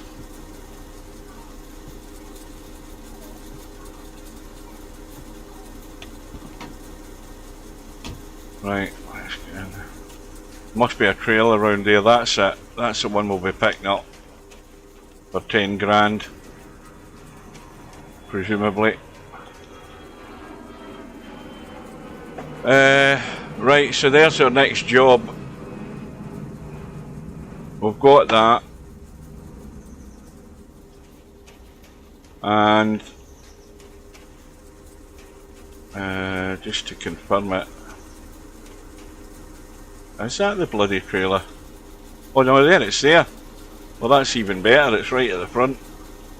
Right, so in we go.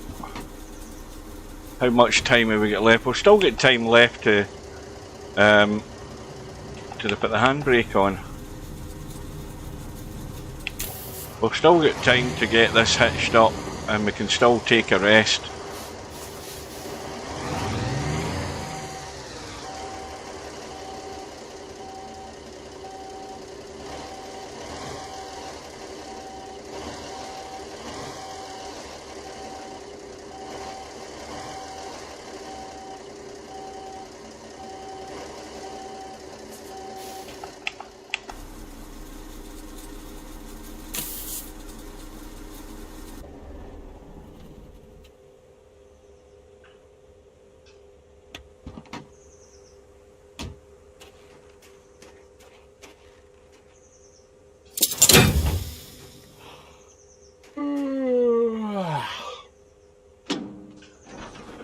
What time is it? 6:44 in the morning, so it'll be well into the afternoon by the time we get back on or we get started. That's the wrong button.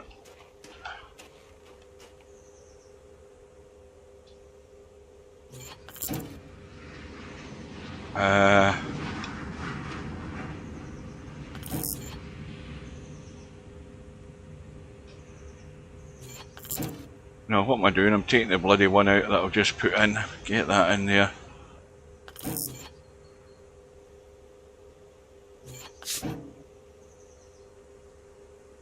And that's another one.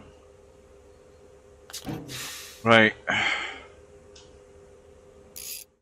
Now one other thing to check.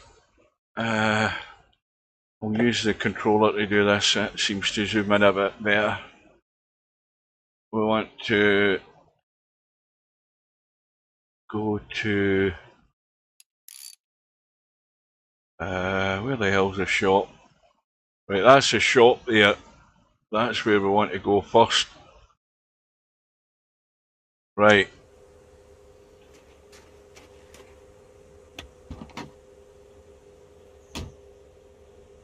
Into the back.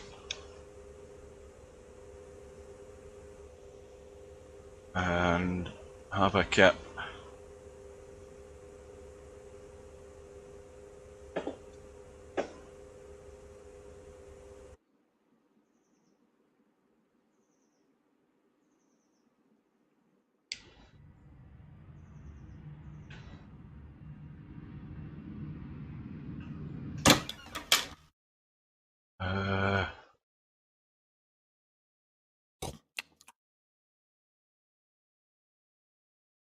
We'll have the canned food.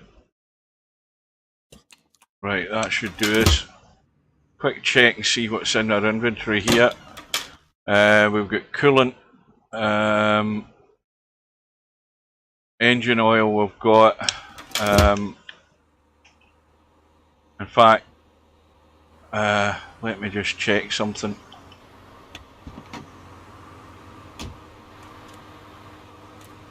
I think we should be fine. If we did a repair in the truck, everything should be okay. Let's just have a quick look. We don't need to worry about the air filter. Oil. Right, that's fine. Radiator's fine. Coolant's fine. So yeah, we're okay because we just paid to get the bloody thing fully repaired. Right. What time is it now? 3 o'clock in the day, so it'll be dark soon. But at least for some reason the snow's more or less cleared up here.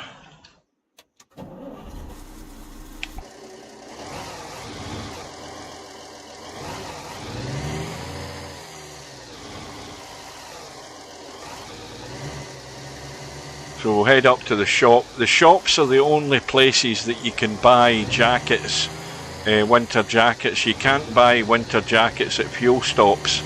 The fuel stops you can buy you know, painkillers from the cashier. You can buy food, but you cannot buy winter jackets and stuff.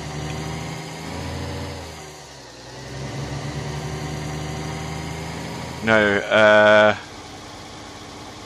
fuel, we're actually still okay for fuel, but we might as well top up the tank when we've got the chance.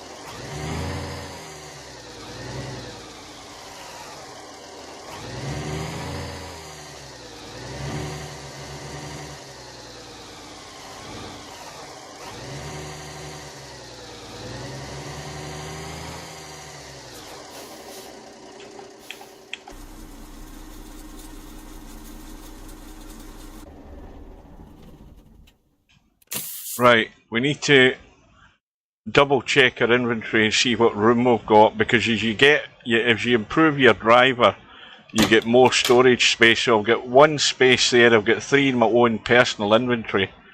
So when I go to the store, I can pick up at least 3 items. I can drop one there. This is where I keep the rest of my food, and I can drop up to 4 in there.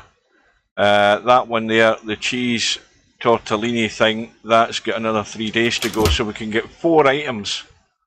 In fact, what I'll do is I'll go in and have maybe a latte or something. That'll top me up as well. So this is called Last Frontier Market,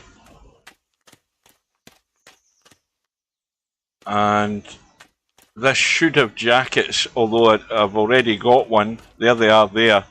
So if you want to buy a spare jacket, you've got the puffer jacket, parka coat, light jacket, anorak, and the winter coat. I don't need one at the moment. Although, to be honest with you, the fact that I've used one, I think I'll buy one anyway. I'll buy that one. Right, so that we can dump that in the other storage compartment. What we got for, you know, you've got to be careful what food you buy, by the way. I made that mistake because there is some food that you need to have an oven, not a microwave oven. The only place you've got an oven is in your own headquarters, and I'm 1,000 miles from my headquarters, so it's pointless buying stuff that you need to use your oven. Now you see that there, the salmon is uncooked. Requires cooking in an oven, as does, I think, the crab legs. So they're pointless buying them. That you don't buy them. Let's see what's in this side. That's the same thing, right? In this side, right? This is better. Now I like these heat up without a microwave meals. They're good. One. We'll have another tortellini. I think that's us full in it. Yeah, so we'll go and dump that in the truck. We've got the jacket, so the jacket, we'll put that into our separate storage container in the bottom. We keep everything away, everything like that away from our food, then we know where everything is. So if I don't use those two and I use that one, I should be able to get my jacket in there. I've got engine oil in there, I've got coolant in there, I've got a filter, air filter in there, I've got fuses in there. I've got that's what I want. That says unequipped. Now I want to get rid of that.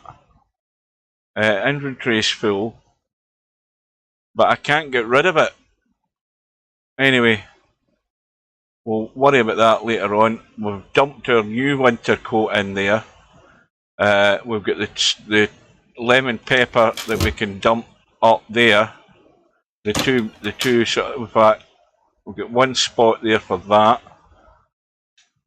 And there, that's now full. We've got one still on our person, which we can dump in there, and we've got another 2 spots for something else. So we've dumped those two in there, back out into the store.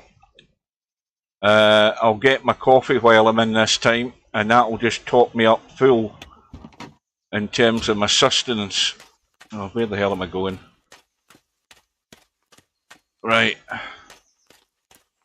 If we look at the top of the map, not the top of the map, we look at the top left-hand corner of the screen, you can see the temperature is, what, is it -7? It shows the little arrow next to the R of winter. You can see that we're approaching the end of winter, so the snow should probably start beginning to thin out, and then we'll move into spring and we'll have better weather and we can move a lot better as well. Right, so two more things we can get. If we go into this guy, we can get painkillers off him. We can get a chocolate bar. In fact, we can get the trail mix. We'll get that and we'll just eat that. And that tops us up there. We can buy a battery pack. I've never needed a flashlight for any reason, so I don't know why I'd want to buy one. We can buy more coolant, more engine oil, tyre chains if you haven't already got them. So there's nothing else that I really need off him at the moment. I'm just going to get the other two. In fact, I'll go and have a coffee as well. We'll have, what will we have? We'll have a French vanilla or a double-double. No, I think I'll have the strong spice coffee. We'll consume that. Right, so that's that done. Now you get the animation of him drinking the coffee. Right, now we can get two more meals. Oh right, I fancy the enchiladas. We'll have them. Salisbury steak, that sounds good to me. Oh, hang on a minute, it's getting near Christmas time. Got to be turkey and gravy, even though I can't bloody stand it. That can be done in the microwave. So that's the two extra spots that we can fill in the truck. Let's get out of here.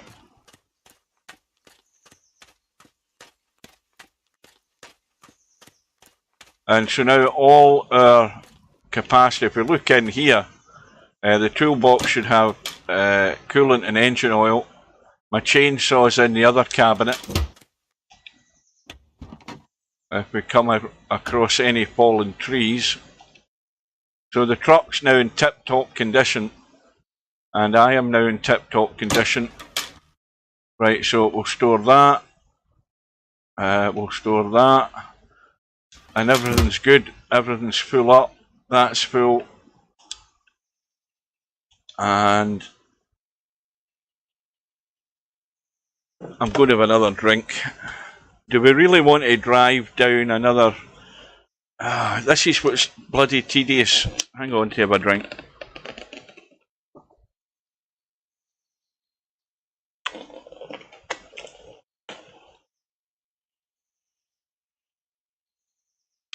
Right. Handbrake off. We don't need the wipers. Ignition on. Headlights. Put them on. Quicker look at the map. So now we need to reset the map. You see how it doesn't show you where you're going because I had already placed that waypoint to come to the store. So now you have to set the default route again. And again, the advice is if you're playing this game, regularly set your default route. Because it's not the first time you'll make the mistake in right-clicking the map and doing that and putting a waypoint in the middle of nowhere, which then confuses your GPS. So you've always then got to just set the default. So we know where we're going. We're heading right down to Vassila or whatever the hell the town's called. That there, that's where we're going. So that's 1,000 odd miles, is it? Yeah, it's 1,100 miles.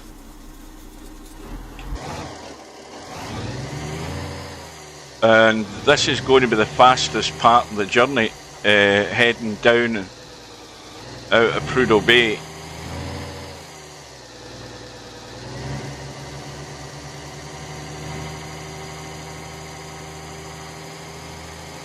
Now, I don't know whether you remember watching one of these streams that I did, but I took a couple of photographs of deer, and I took a couple of photographs. I think I took maybe one of either a grizzly bear or a black bear, I don't know what it was, and I have no clue where they're stored.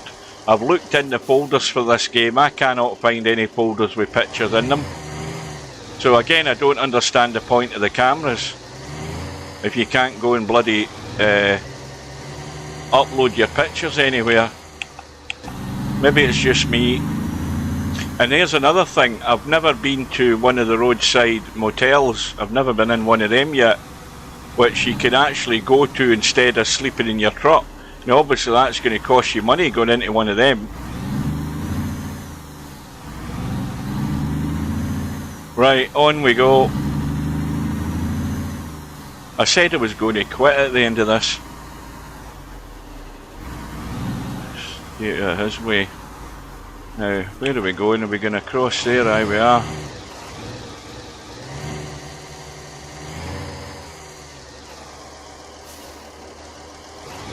Even just turning this corner here, it wants to push me off the road. Look at that.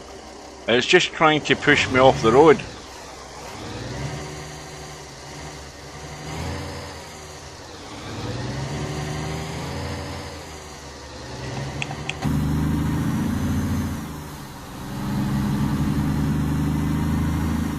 What does that say there? What does that sign say? Coldfoot. That's where we're headed.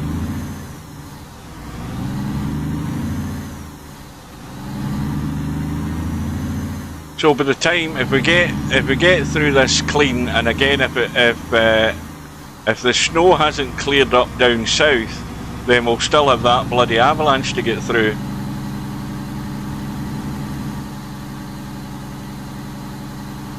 Yes, I'm in Alaska, Tam. I'm heading out of Prudhoe Bay. I'm heading south for 1,000 miles. And if the weather's as good as this, the further south we're going, even though it's mid-winter, then that'll be a bonus. I doubt it very much though. I think we'll head back into the snow. I could be really lucky. Now there's the delineators that they placed in after me moaning at them. Let's have a wee look. Let's get out the truck. There's the delineators. I moaned at them because they never had any. Look at this guy, he's nearly run into me as well. That's the delineators I asked for them to put there to tell you where the road is when it's thick with snow. So they eventually decided to put them in, but they only put them in for the last 100 miles. You know, and you're coming up 1,000 miles where you can't bloody see where the road is at all when the snow's in the ground. So this was just a bit of an afterthought that they eventually decided to put in after me ranting and ranting and ranting after them. You know, and look, 100 miles worth of them, make the most of them because they disappear pretty damn quick. Of course you don't need them in this weather. Right, let's go, let's gun it and make the most of this clear weather we've got at the moment. Get ourselves up to our maximum speed of 50 miles an hour.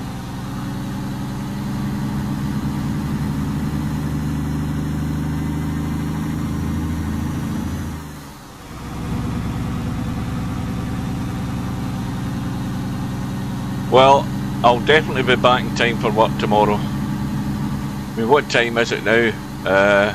What time of day is it? It's 10 to 5 at night. So I've got to do this 1,000 miles, get home before 4 o'clock, get my dinner then, and then go to bed. And be up for my work tomorrow morning. Oh, this is a lot quicker than... I mean, I'm not sure what the scale of the map is. It's probably very similar to... Eurotruck, maybe a 1 to 19 scale, something like that.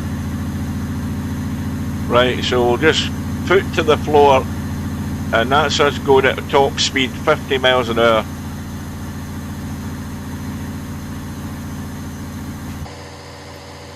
And this is where the frame rate will be best in the game because you've got little foliage going about.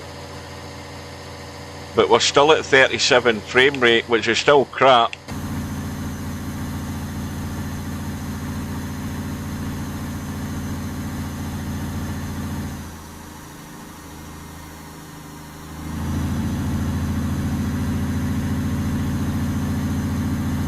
Oh, I never went to the fuel station. I was going to top up the fuel. We're still fine though. There's no panic.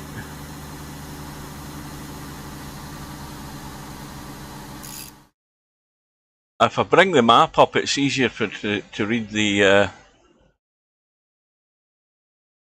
It's easier for me to read the chat.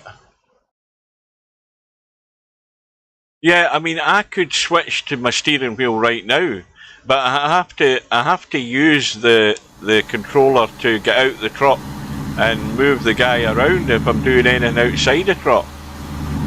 So for me, it's just as convenient to use the controller, although the controller still. I mean, you can drive the truck at least, but it's still crappy with the controller. It's still too jerky.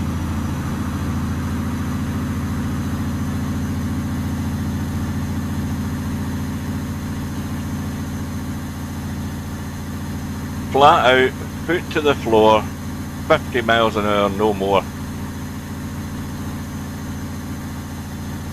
But this is always the fastest point in the map here. This is where you can make up the most time.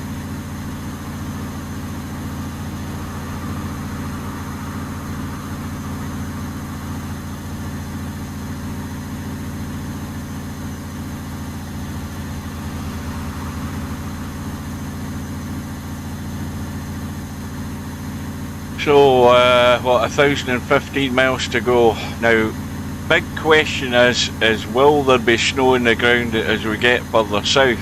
Bear in mind that the snow's pretty much cleared up here. I'm hoping it stays clear all the way down, because that way I can batter through this a lot quicker. It'd be very surprising to have a clear route all the way down, considering it's midwinter and actually no snow on the ground. That'd be a real bonus. Right, we're taking a big risk on a bend, but that's the kind of guy I am.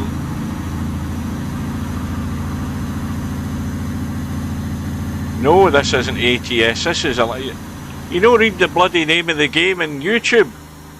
Mind you, I'll tell you in kick as well, it's Alaskan Road Truckers. Goodness sake, Tam, come on, pay attention.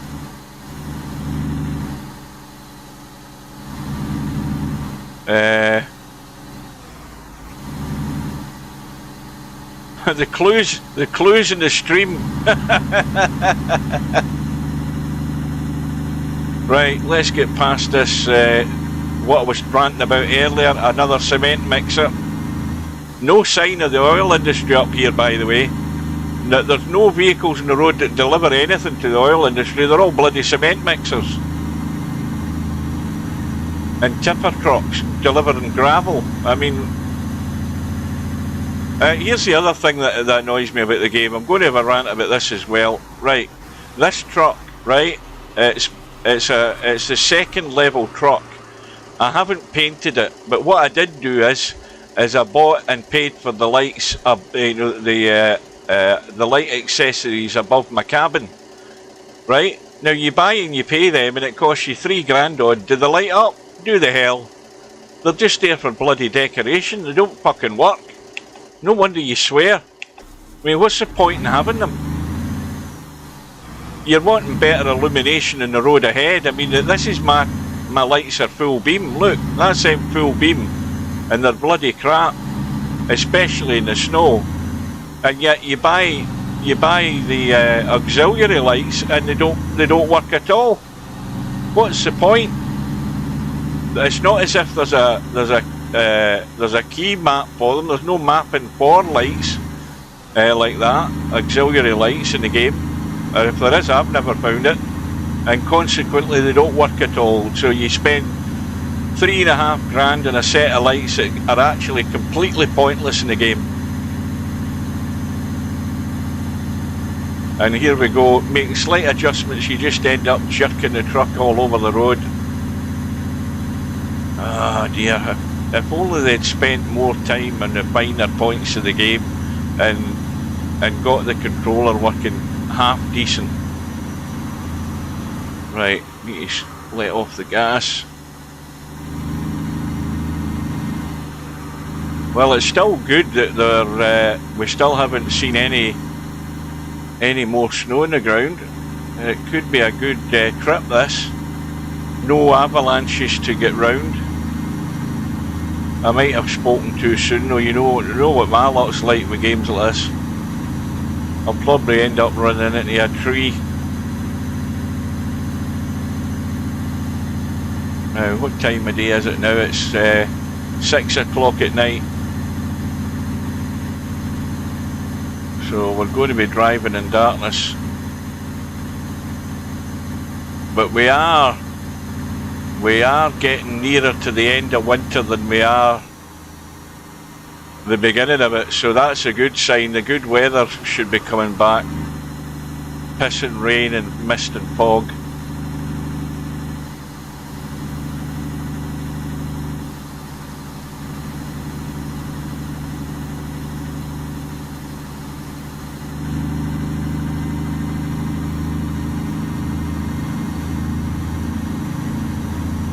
Now let's try and get past him.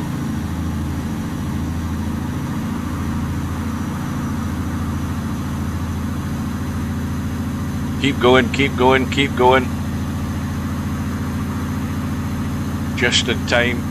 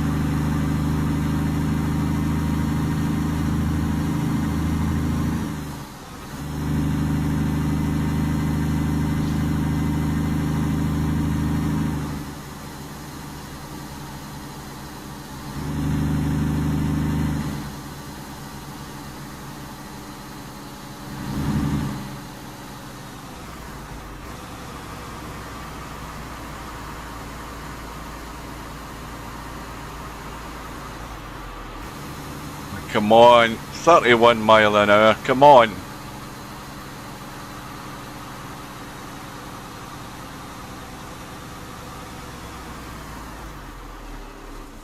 You're joking me. You are having a serious wind up here.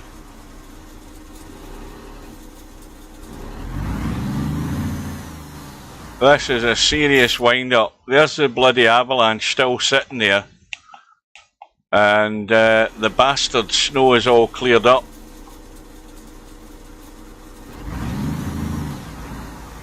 Now, the only thing is this is not a flatbed trailer like the ones before, but this idiot in the car's in my way. Now, I know how to resolve this. How to resolve this is quitting the game and restarting it. Which is what I'm about to do. I'm about to quit the game and restart it, and I'll try driving through this problem. So I'm going to be back in a minute.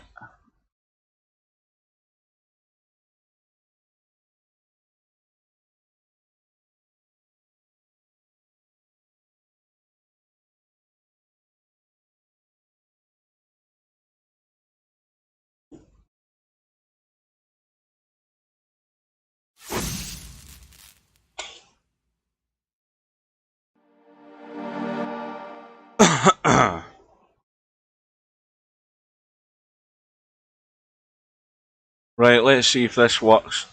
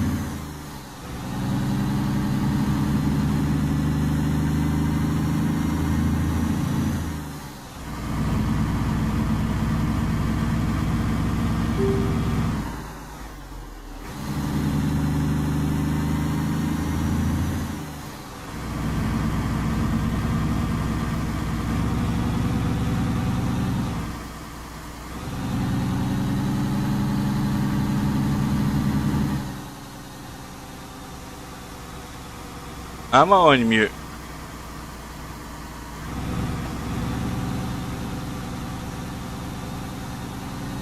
Maybe I was. All I've been doing is ranting anyway. I've not missed anything. I've just been ranting for the past 10 minutes, so I'm sure the fact you've missed that, you'll be quite happy. Right. Now let me have a quick look at the map to see whether I'm going near my headquarters. Right, we'll do a... Where's my headquarters? Right, I'm going right past my headquarters, but I've got no particular reason to go in there unless I wanted to spend some of my 58 grand in upgrading something, and there's nothing really that I want to upgrade because to me it's a waste of money. Another bug in the game, by the way, to mention now that I'm back on the rant. The one main thing that I did buy, because I had the original truck that they give you, and I wanted to buy the truck that I've got now, you have to buy a parking space. Right, hang on a minute. Where was that? Where's the bit that allows you to buy the extra parking space?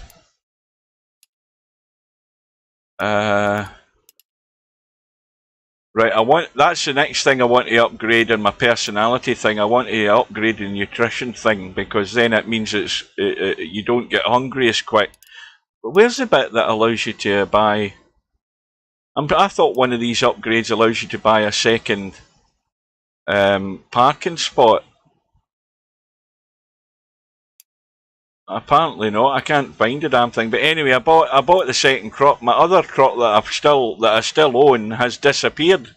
It was originally parked in the extra parking space, and then when I went to my headquarters previously, the truck was no longer there.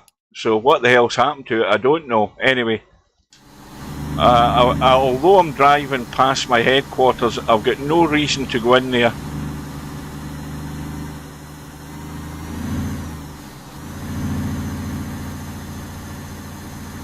I just want to get this moving and get this job done, and then I'm going for lunch. Oh, it's getting a bit more misty.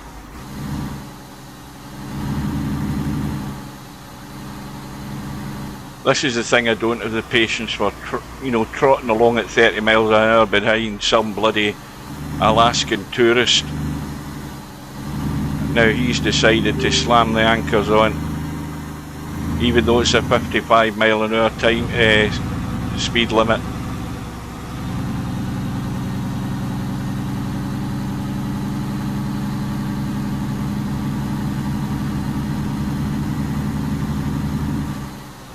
I don't know yet.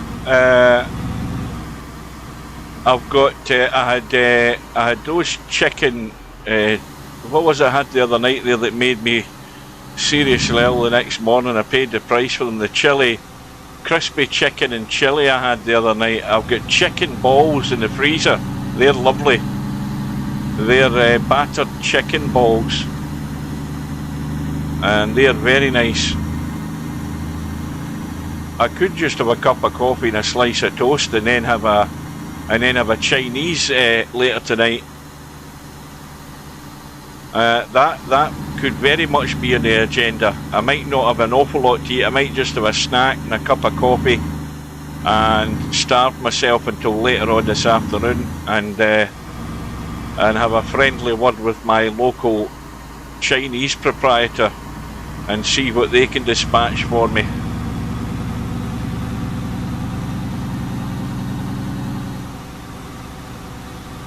Now, I suppose, now that I've got it in my mind, if I do have another quick check at the map and filter it to the truck workshops, if I do a quick detour and go there, right?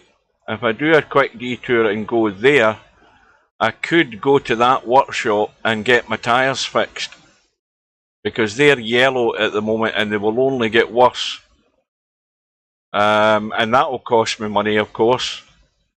Because I don't have a tyre workshop at my headquarters, it's going to cost me money to get it done there, but I think that might be worth the detour and have the tyres okay.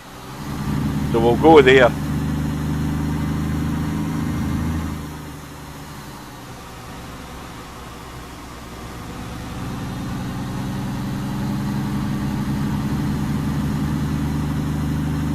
You'll always get various warning symbols in the bottom right hand corner of the screen next to the speedometer, telling you various things. Some of the symbols I still don't understand. The green one at the bottom there, I think, is my radiator blanket that I've got in the front of the truck for the cold weather, and that's green, that's fine. That's not doing any harm, but what's worrying me is the tyres. The tyres are yellow and they will eventually turn red, which might mean it'll be stuck at the side of the road and I have to pay for a bloody tow truck again. So I think it's best to nip that in the bud and get them changed.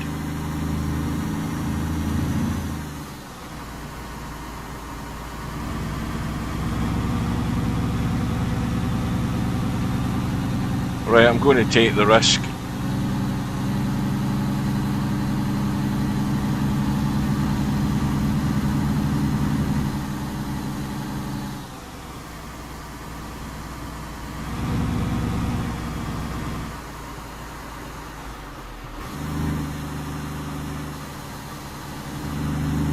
We've plenty of food in the truck, we don't need to worry about that. We've got coolant, we've got oil. So we've got everything that I think that we need for any sort of minor emergencies that need repaired that way.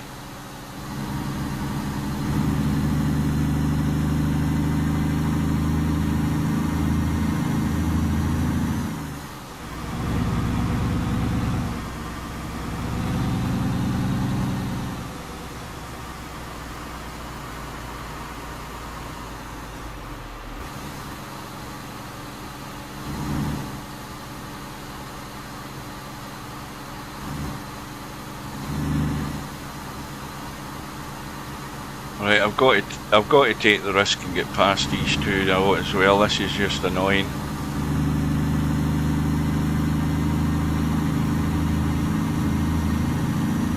So we could have a head-on collision here. I might have to bail out to the left, but I'm going for it.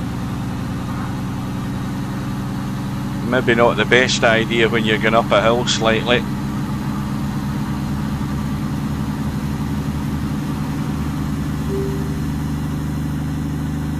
And we're down to a 25 mile an hour speed zone, or we need to slow down or we'll get fined.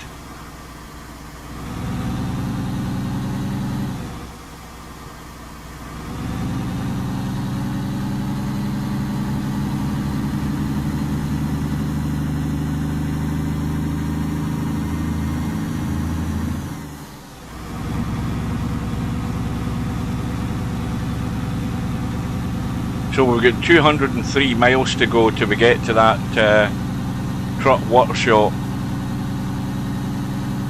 It's a wee bit of a detour off our route, but we'll go there anyway. There's a big pause there. Down to 25 again.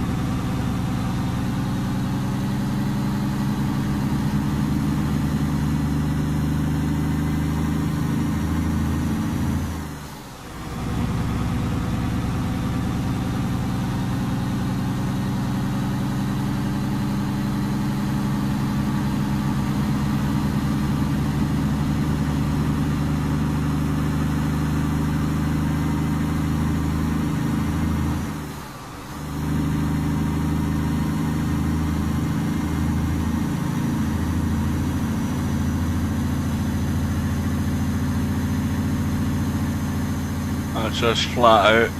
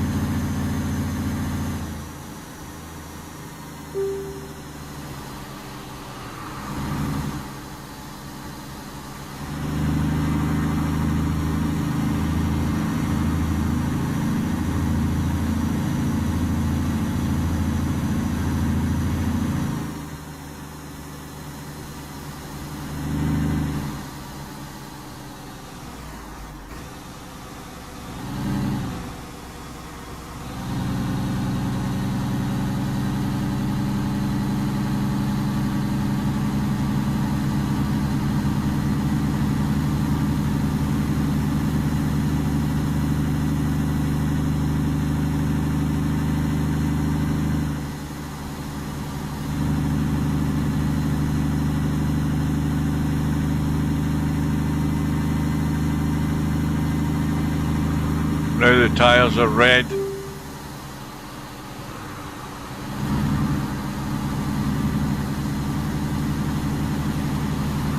Well, it's a good move on my part that I decided to do this because I knew that was coming.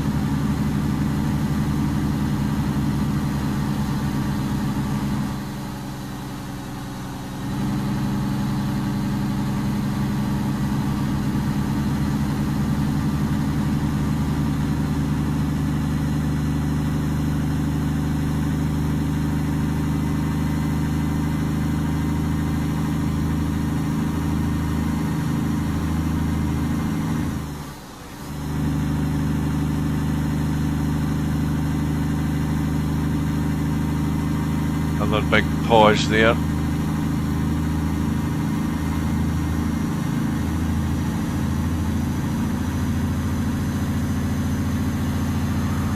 quick look at the map. And I'll have a quick drink while there, so not far to go to the truck repair stop.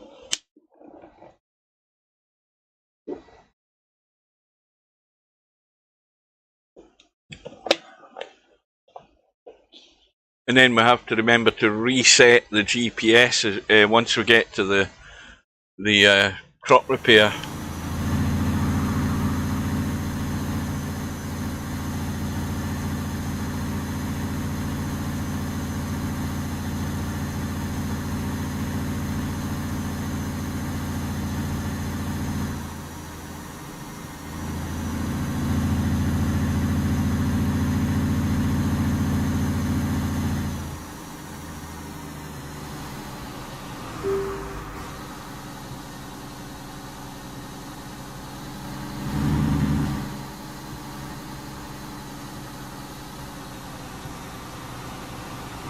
And there you go, that's what happens when you hit that bump in that bend. It decides it wants to throw you into the opposite lane again, trying to make you crash again.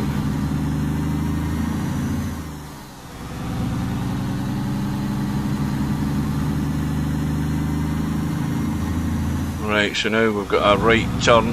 Now I wonder, I'm trying to remember whether there's a fuel stop here, because if there is, we'll just nip in there as well and top up the fuel.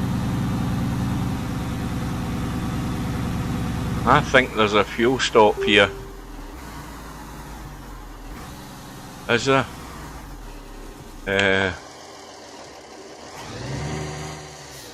Maybe I'm wrong. Yes, I'm wrong. Shit, I'm driving past the bloody turn and I'm too busy looking for a fuel stop. I thought there was. Maybe it was my imagination. Yeah, there is. There it is. I knew there was. Right, so we'll nip in here, get fueled up, get it to within the range. That should do it. Get the handbrake on, engine off. Wipers off, they're squeaking. I might need to buy new wipers, as a matter of fact. I'll have a quick check at that when I get out the truck. I could be needing wipers, but I shouldn't if I've had the truck repaired just up at Prudhoe Bay. Let's just have a quick look and see what it tells me. It might be that my wipers are getting a bit worn. Now, where's that thing? Wipers. Wipers does not need a repair. Well, that's good. So we're okay. Just top up the fuel then, that's all we need. And again, this should be better lit so you can see what the hell you're doing. And that will see us well to the end of the job. We won't need to top out any more fuel. Now there's $500 worth getting in.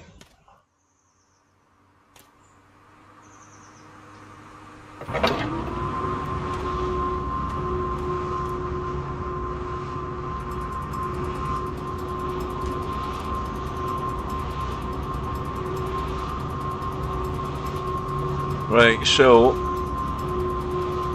after this we find that repair stop. Nip in there, we'll then have to re-hitch the trailer, of course. We'll go on this side.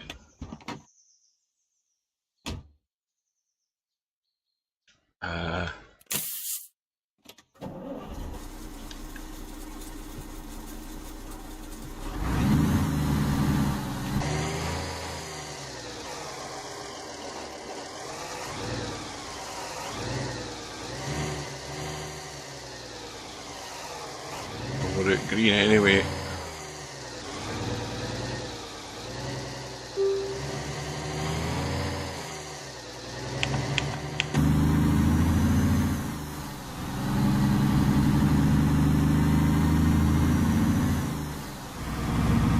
So the fact that we're going this way, I think we'll just place a waypoint so that we can just continue on this road and head south on this route rather than getting back the way we've just came to go to the original route.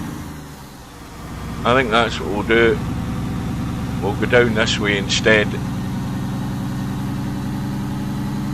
because it'll still take us right out to that Wasilla city at the bottom of the map. It'll still take us down there. I don't know whether it's putting more mileage onto the, well, it certainly is putting more mileage onto the trip doing this, but whether it makes a great deal of difference in the overall scheme of things, I don't think it does. So let's hope that this visit to the now wait a minute, hang on a minute, this is so poorly lit. It's so damn poorly lit. Is this a turn in here? Presumably this is it. Is this a repair stop? I think it is. The symbol should be over here to the right that we can drive over, and I don't see it. I think I've got myself confused here. I think I've definitely got myself confused, because this is where it was telling me to go. It's not. Oh, shit. You're kidding me on. Don't tell me it's across the road. It was telling me to turn right. Let's have a look.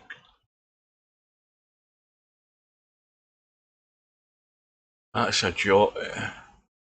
Truck and Rigs Workshop.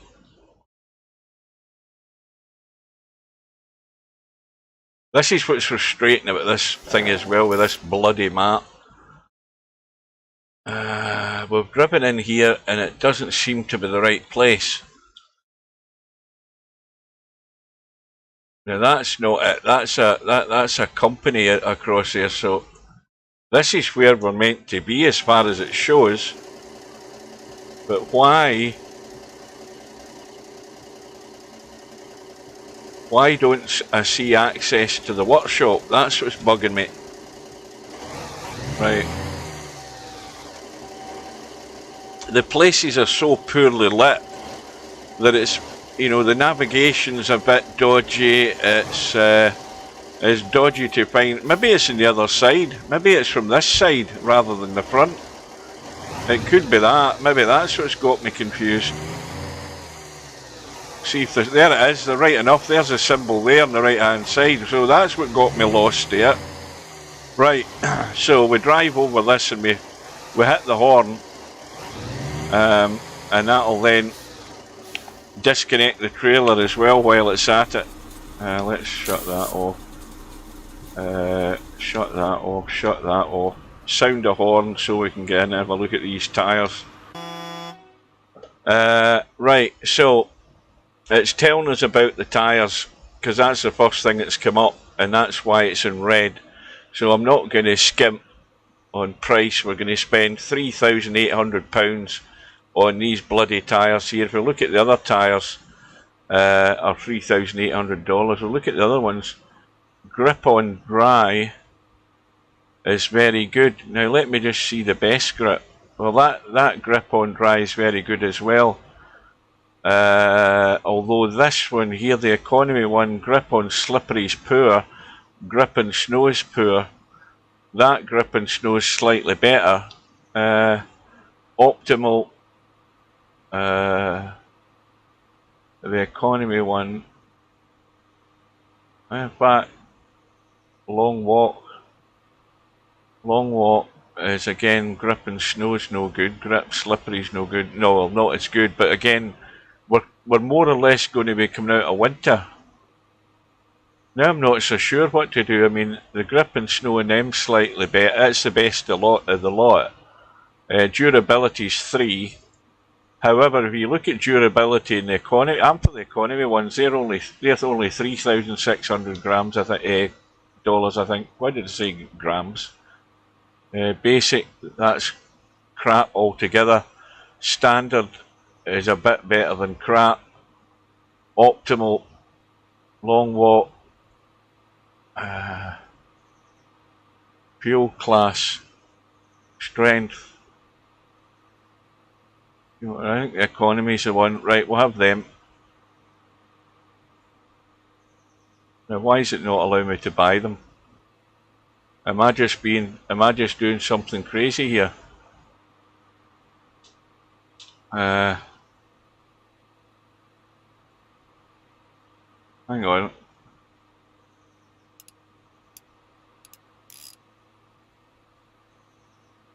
Right, wait a minute. That's wheels. That's tyres. No, that's the same thing. Aye, that's just a tab for the tyres, and then that's rims.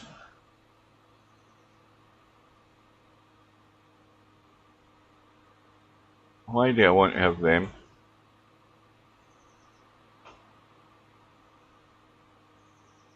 It's a pity it doesn't actually show you on the wheel what they look like if you prior to buying them. Brakes. Look at the repairs that I need there. Look, I'm needing another £5.5 grand worth of repairs, and I've only driven just south from Prudhoe Bay. The question is, if I do the repairs, is that going to sort the fact out that I'm all red in my tyres?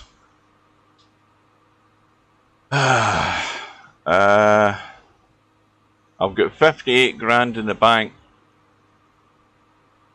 Now, here's another question. Why don't I see tyres listed there? Is this just for the mechanical things of the truck? It's nothing to do with wheels, it must be. So if I pay for this repair, is that going to fix these tyres? Bugger, I don't know what to do. Let's look at customization for a minute. Right, I wonder if I can trade in these lights.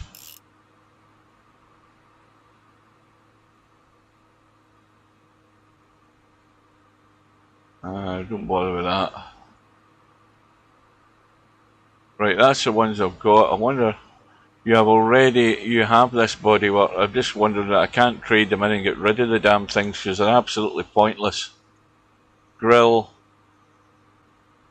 Not bothered with that. Exhaust, I'm not bothered with that. Visors, I'm not interested. Bull bars and crap like that, I don't need that. That's all just costing excess money. Sod that for a game of soldiers. Bodywork. Paint job. How do you rotate the truck? Oh, that's better.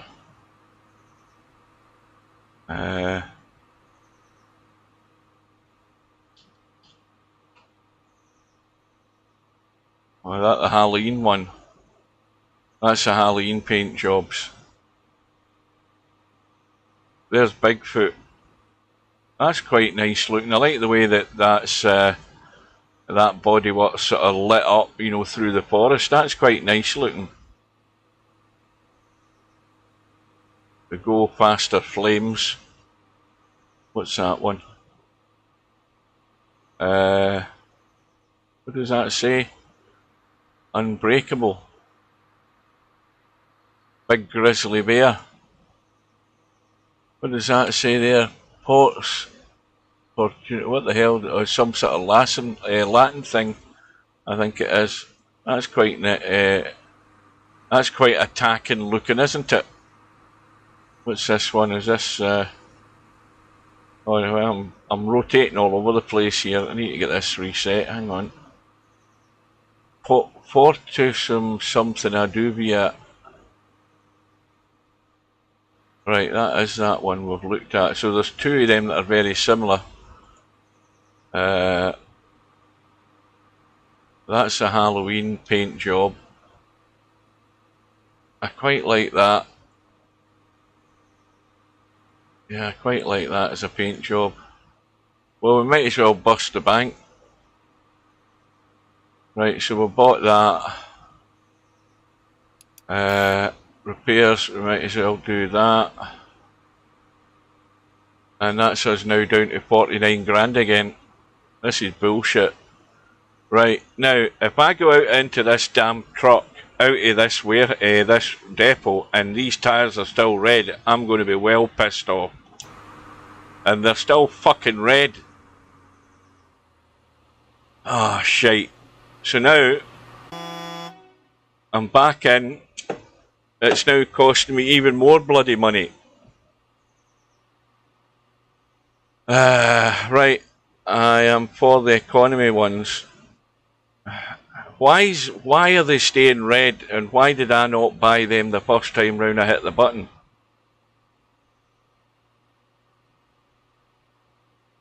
Right, I think I've bought them. I'm down to 45. Right, now the red's gone away, so that's good. Thank God for that. That's cost me an absolute fucking fortune. No wonder you swear. Ah, dear. Now where the hell's the trailer to pick up again? It's over there. And how do I get out of the damn place? I need to remember I've got to go that way, haven't I? Because we're round the back of the joint. Right. Well, that was an expensive visit, wasn't it? And this is why I kept saying right at the beginning of the video that it's a complete grind, this game. A complete grind, because no sooner have you made some money, let's switch that off, then you end up spending a fortune in repairs. So here we go.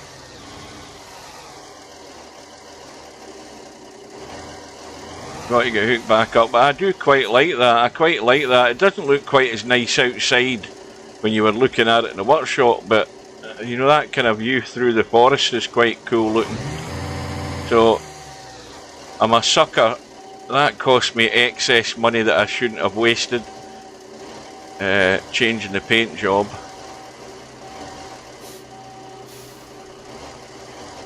Well, that's not bad for a first time effort, getting the truck into position. Right, so handbrake on again, engine off again, lights off again, out the door again. And now this is probably why you need to buy a torch. No, I've got to hook the trailer up first. Right, that's done. Wind up.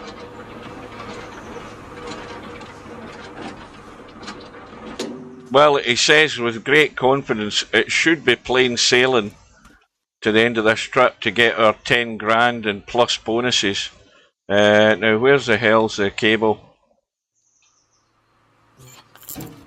This is probably why you're encouraged to buy a torch in this game, because I cannot see. That's not the one. That's the one. I cannot see a damn thing I'm doing here. It's like a blind truck driver. I need braille all over my truck to find where the bloody socket is. That's not it. Oh, well, that was a lucky guess. Right, so now, in fact, is it worthwhile going onto the road? I don't think it is, because I'm needing a rest. It's already gone midnight, and I think it'd be a good idea to take a rest right now, and we should be back up and running at dawn. So that's what we'll do.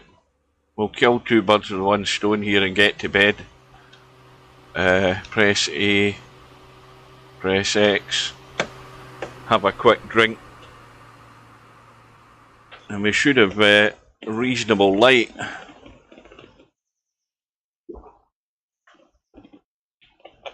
I've had a quick drink.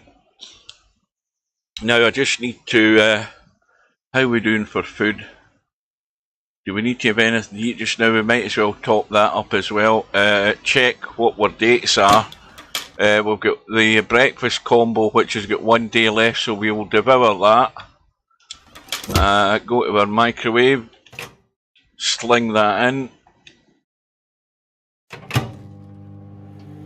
get that cooked, hit A, go to our inventory, devour the breakfast combo, and that is us now set to go. Right, now what's the weather like? Oh, it looks nice.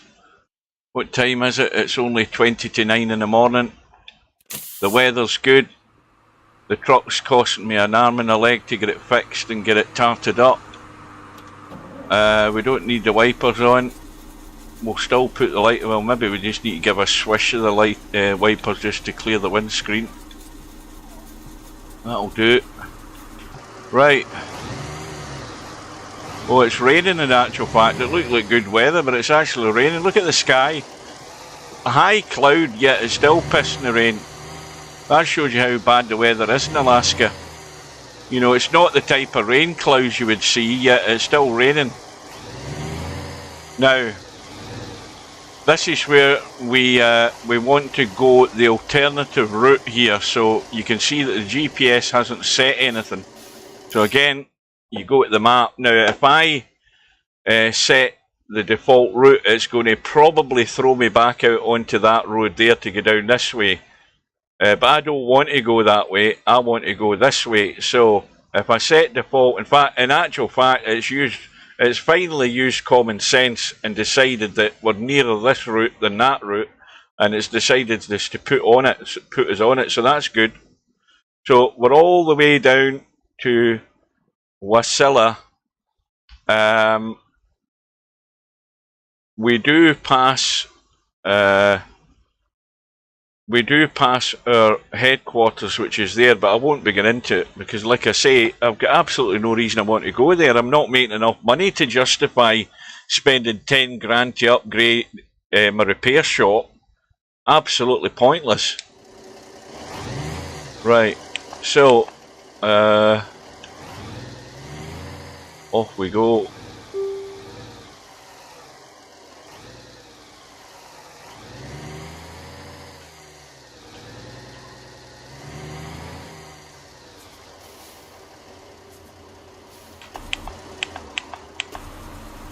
Wipers on. Lights are at green. There's all our tyres that we're delivering down. Right, let's gun it. Let's get out of this joint. The weather's good. It's looking like spring is on its way. We're nearing, in fact, we're actually just heading into spring now. You'll notice that on the top of the HUD there on the left hand side at the top, you can see the white arrow is just nudging into spring, so it's going to be good going now. We won't have to worry about avalanches now. The worst thing you'll have blocking the road's a tree, and I've got my chainsaw to deal with that, no problem. So now we can complete our jobs a lot quicker now than you can in the winter months, and try and get some of this revenue back, and try and get, oh shit, hang on a minute, in case one of them made a stupid move. We can then try and build up our bank balance and also get these reputation points to get us into the next category. I still don't think I'll have enough after doing this job, but you never know. We might be able to upgrade that 1 point that I want to do to help with the nutrition, so that we don't need to feed ourselves as often. Because again, that just means that you don't have to spend as much money in food.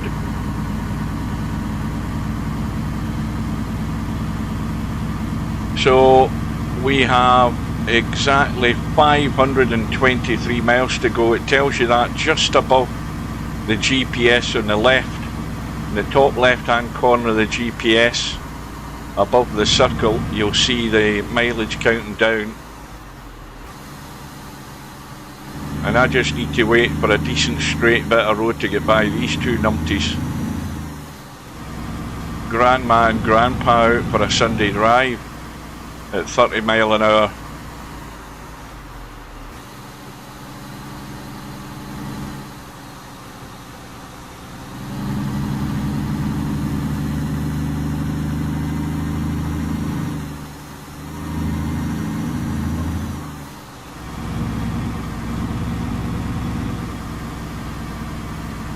Well, it's a full, if you're talking about me in terms of a truck, I need a full bloody strip down and rebuild. That's what I need, more than a change of oil. Right, now this road going to straighten out. So now we're into Alaskan spring weather, piss and rain. Right, I have no more patience. I'm going to take the risk. Let's go.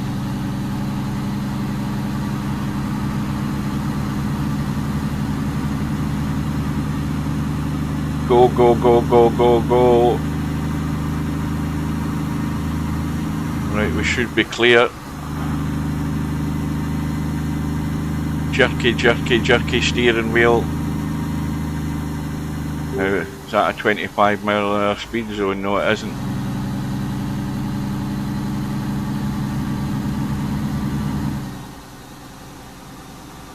This might be though.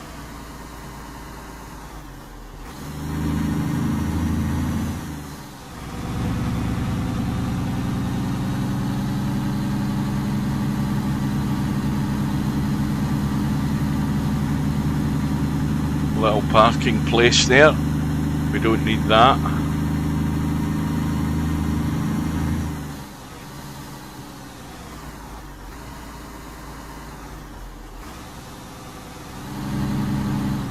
There we go, trying to throw me off the road again. See that?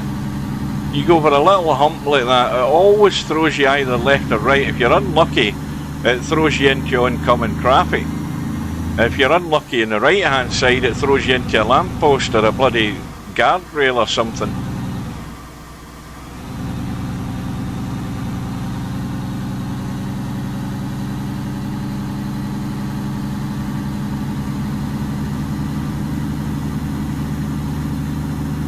So this is the period of time in the game where the game flows a lot quicker because you can complete jobs a lot quicker. The roads are good.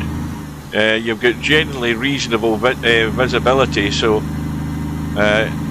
you can get the most out of your truck by getting the foot to the floor. But if you go over the speed limit, which is a slim chance of that happening with this bloody powered engines, you're only ever going to get caught out in the 25 mile an hour speed zones. You're never going to get up to 55 and break that record, because the first two trucks in the game have got no capability of doing that.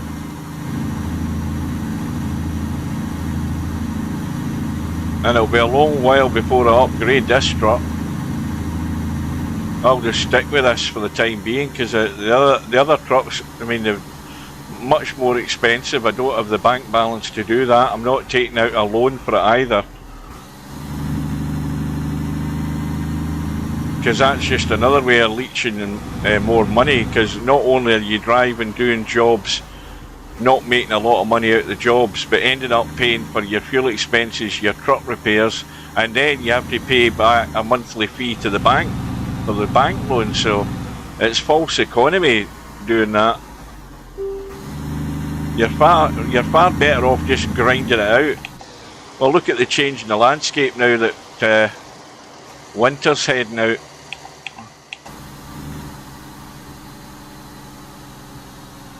This is actually a part of the map that I don't drive that often. I usually just go straight up the main route on the other side of the map. And this was another reason for coming this way instead of sticking to the original route.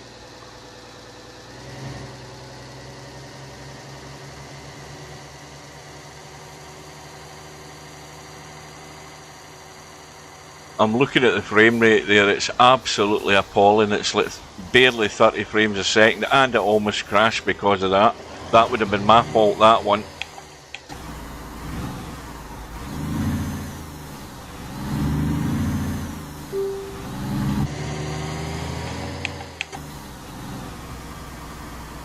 Now, is it still raining? Put that off.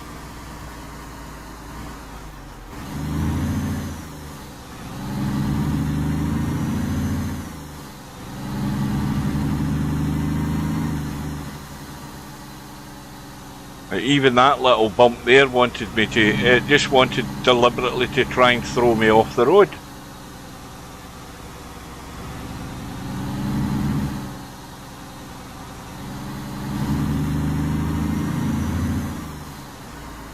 So it's 10:30 in the morning.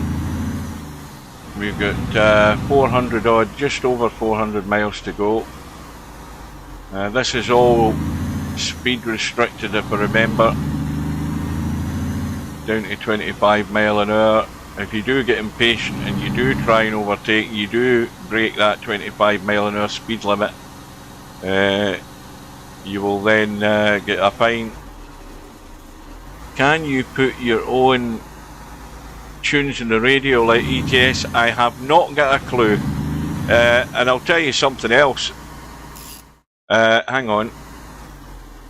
That's not what I do. Shit, wait a minute. If you look here, where's the button for it? Where's the button for the radio?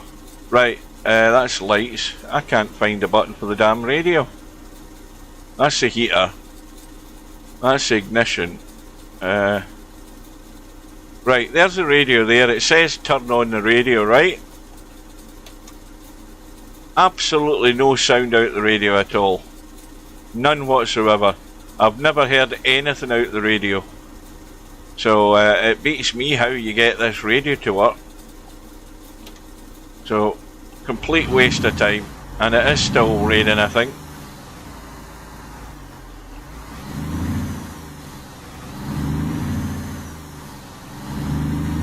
The other thing the wipers don't have is any set speed. They're either on or off. They're not, you know, they don't have intermediate or anything like that, or various settings.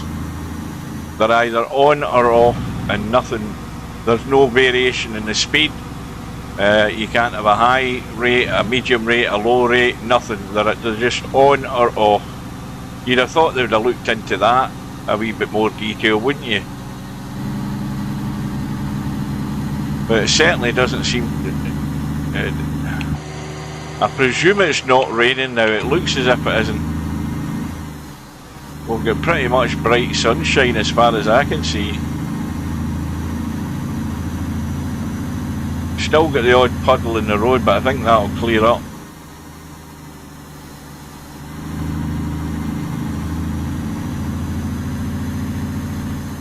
Now I need to have a look at my watch to find out what time of day it is, because this is us going flat out 50 miles an hour.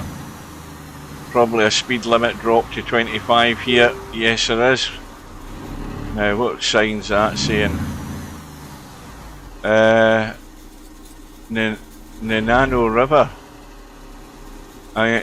Nenana River, that's the one I crossed when I was going up, although it was further along that way. Oh, hang on a minute. Obstacle in the road. Right, now when you get that a warning, the first thing to do is to go to the map and see where the hell it might be. Now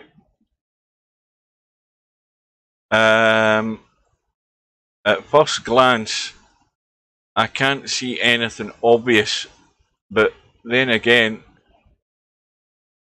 that's just a fuel station.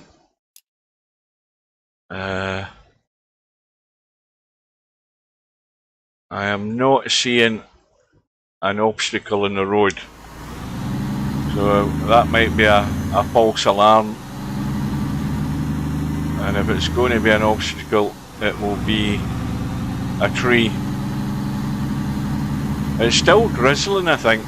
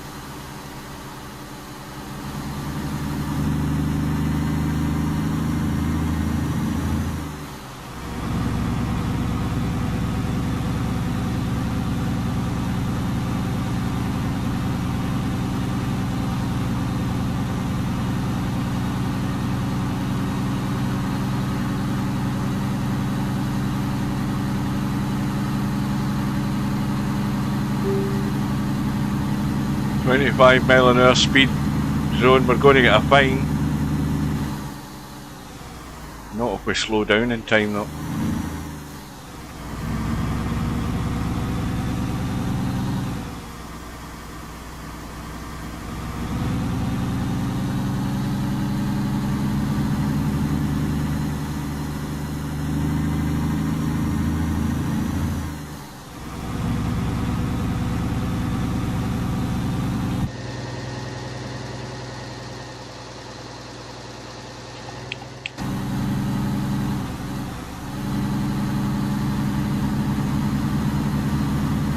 This could be a bad move. Yeah, not a good idea. And again, it's trying to throw me off the road.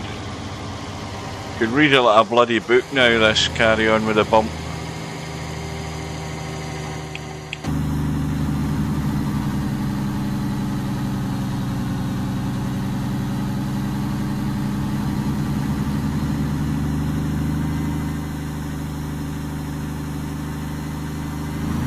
I've never bothered with the radio functionality in ETS because the main thing I would worry about is copyright strikes, which you're bound to get one way or another.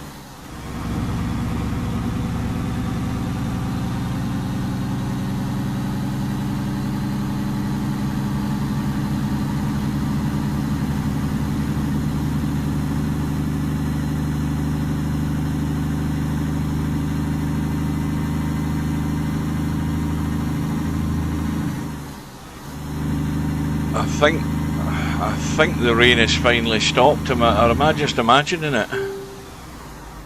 Uh-oh. You've got to be ready for these guys that just slam on the anchors. They can't keep moving, they just automatically stop at a junction. Well, there's the warning again. Let's have another quick look. It's a tree that's down, there it is there. Oh. We'll be able to deal with that. In fact, we can deal with it in two ways. We can either chop it down, or we can take a detour around that way and avoid the tree. That would be something we could do, but because we've got our chainsaw, we don't need to do that.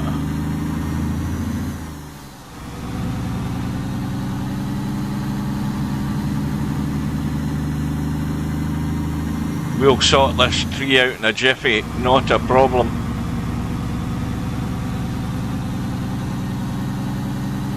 As long as we don't run into the damn thing. What time is it? 20 to 1? Yeah, it's definitely snack time.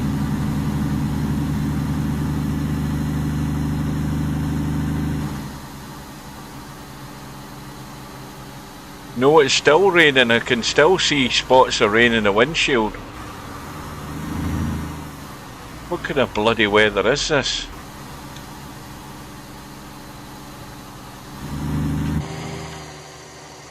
What's that there? A little marina or something there in the lake. Never noticed that before.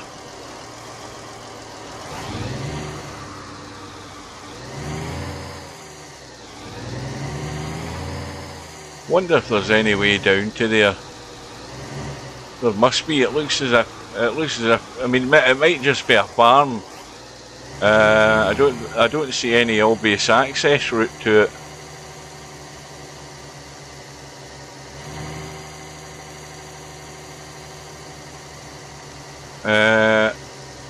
I'll tell you what I'm going to do here. Curiosity's getting the better of me. Curiosity's getting the better of me. Let's see if we can nip in here and park. And make sure we're out of the way of that lunatic there. Right.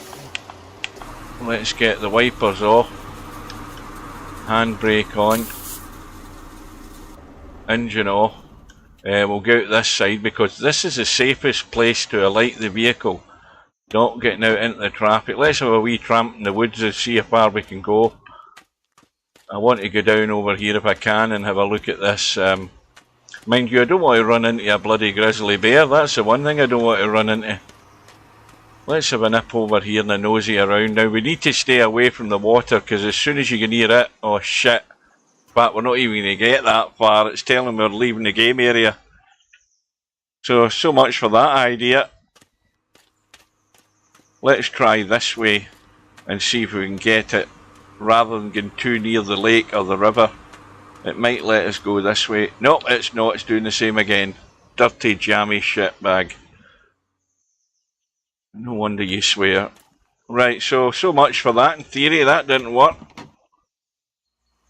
Right, anyway. The weather is good. It still looks as if there's a sort of drizzle in the air. I'm going to leave them off because they're annoying me.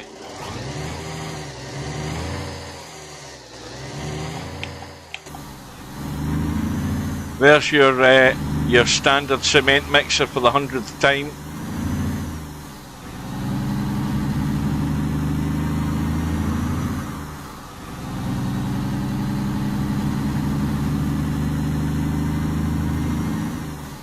There's another one. They're like a bloody plague, so they are. And that bump there was trying to throw me off the road again. For the 25th time on this trip. And there's another one coming north again, I think. I think that's one in the distance here. Or is it a tipper truck? It's either a tipper truck or it's a cement mixer. It's a cement mixer, there you go. That's what we should have been playing all the way down from Prudhoe Bay. Spot the cement mixer. I spy with my little eye.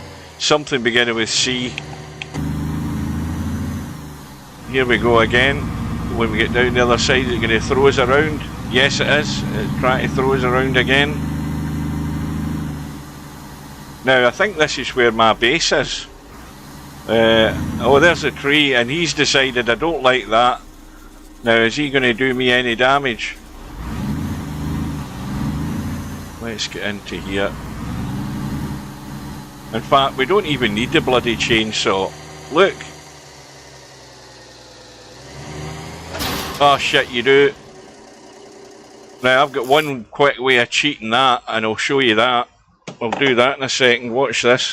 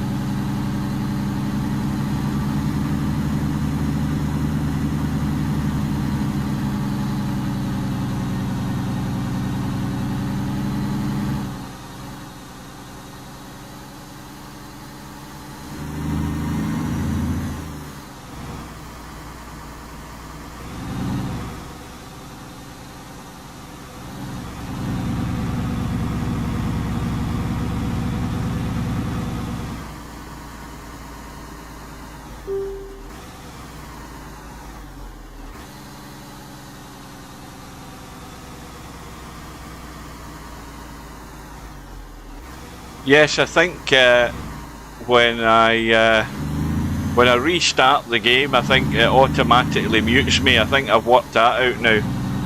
It actually automatically mutes my live stream. Again, I was only ranting about bollards that I've ran into there. Did you hear me telling you? Well, you wouldn't have heard me telling you how to resolve that situation there when I ran into the bollard. All I did was just kill the game, restart it, and then it restarts you from an autosave prior to your accident. So therefore you don't have any damage to the truck. And it's just the cheater's way of getting around the problem. Now, again, I'm looking at bits of the scenery round about here. Oh, he finally worked out how to overtake me.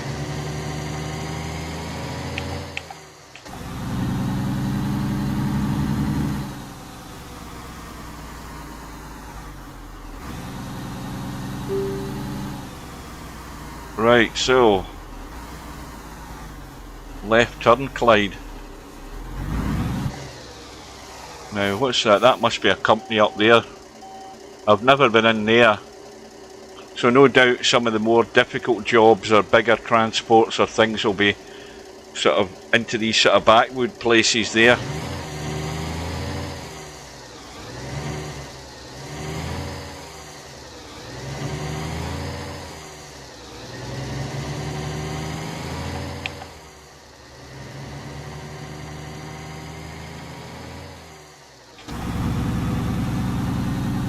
How far have we got to go? What time is it? 1:30 in the afternoon.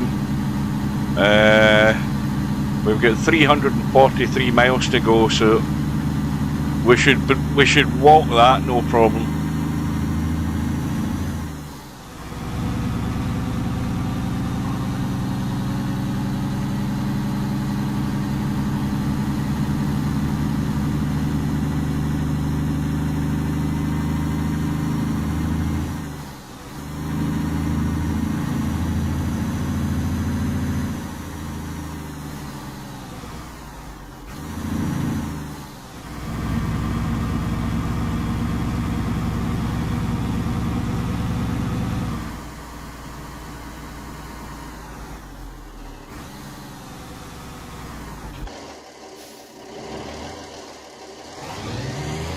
I'm just having a little look at the lake to see if there's anything worth looking at. Nearly hit a bollard.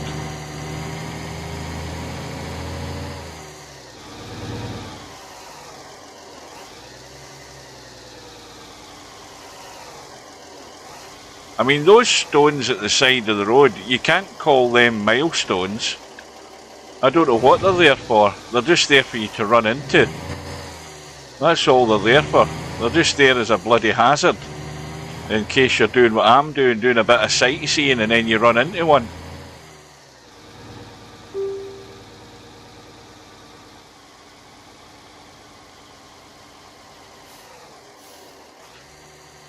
Another cement mixer.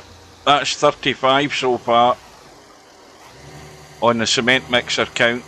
Again, no evidence of any of the oil industry vehicles at all heading north, which there should be. You should be passing big, huge trucks with big containers on them,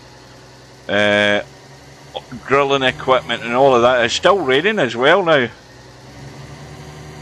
This is actually, I mean, it's the high view behind the truck in third person, but it does give you a little look round and about to see things now.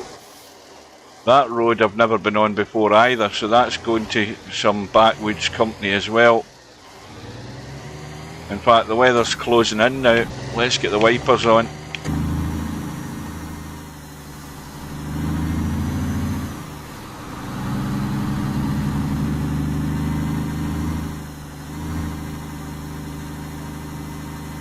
Let me read that chat. Hang on a minute.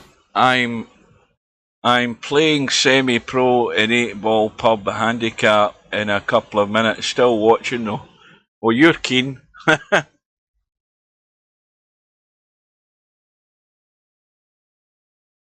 Right, well,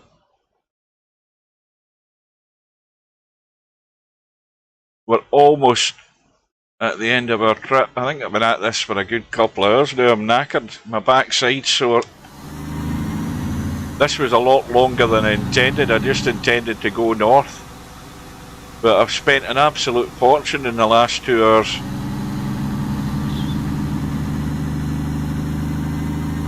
This will top the bank balance up a wee bit though. Right, now there's another place I've never been to. I've never been that direction. So there's loads of places sort of just off-road. What's happened to the gearbox here? What the hell's happened here? Why are we not accelerating? Because we're on a little bumpy corner, that's why.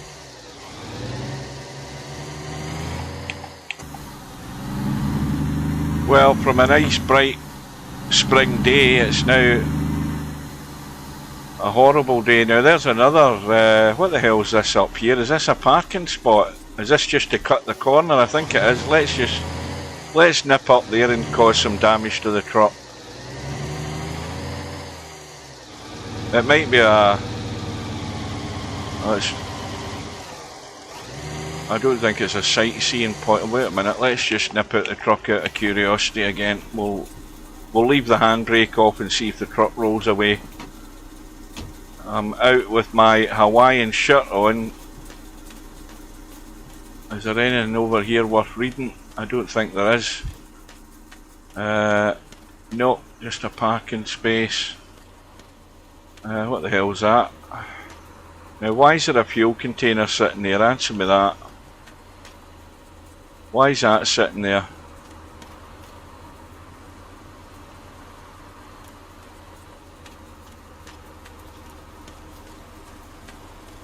It's just in case there's any little Easter eggs. Oh, there we go, that's handy. Just a pity you can't go in and take a dump. What's that, a pot of paint?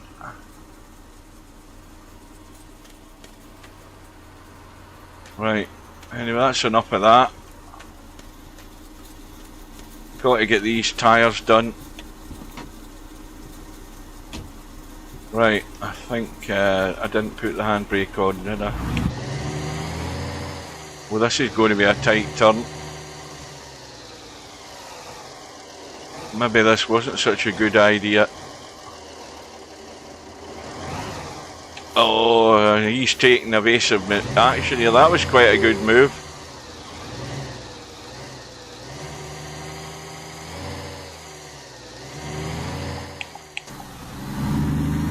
Right, so that's the last bit of messing about. Well, I think it looks better in a certain light. I mean, that looks nice. this bloody tree's interfering with the camera.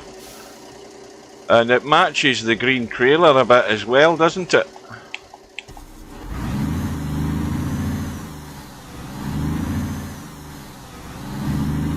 Well, I think we can safely say we're officially moving into springtime, so good times ahead.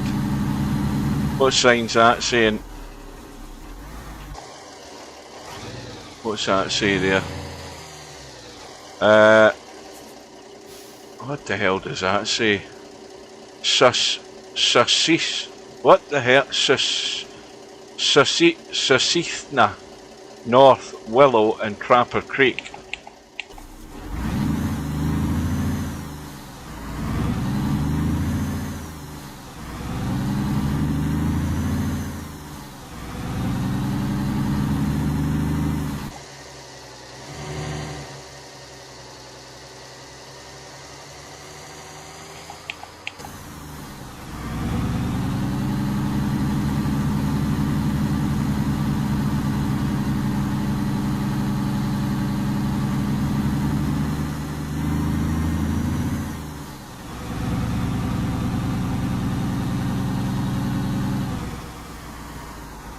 I've never been in there for a job, in that place, never been there, never dropped anything off, never picked anything up.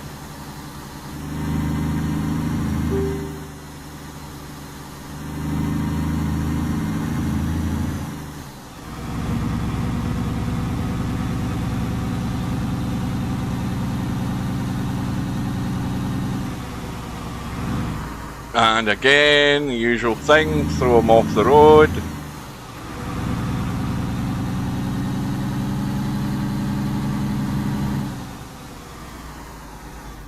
Bit of a tight turn here.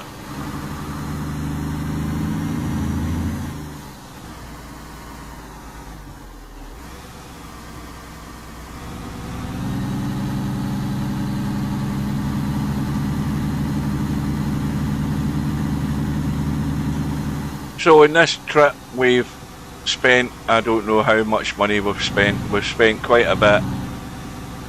We've not made a great profit, if any.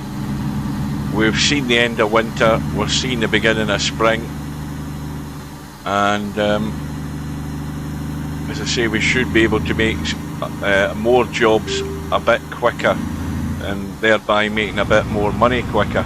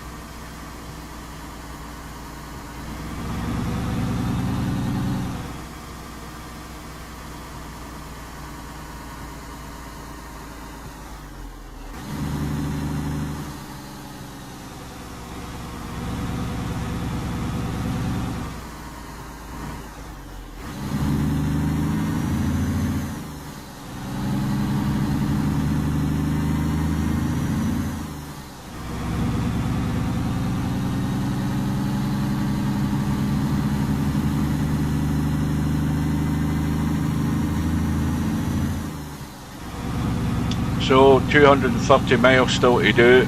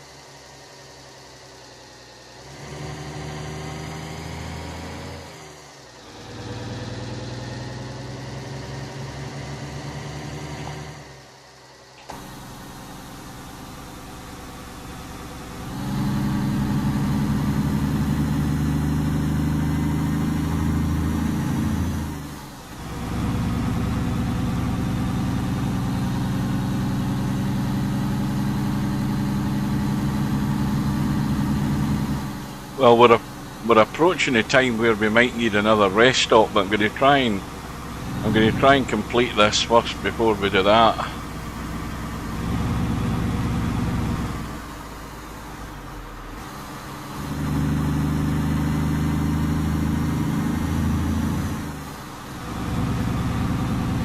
Well, we're going to risk it in a bend.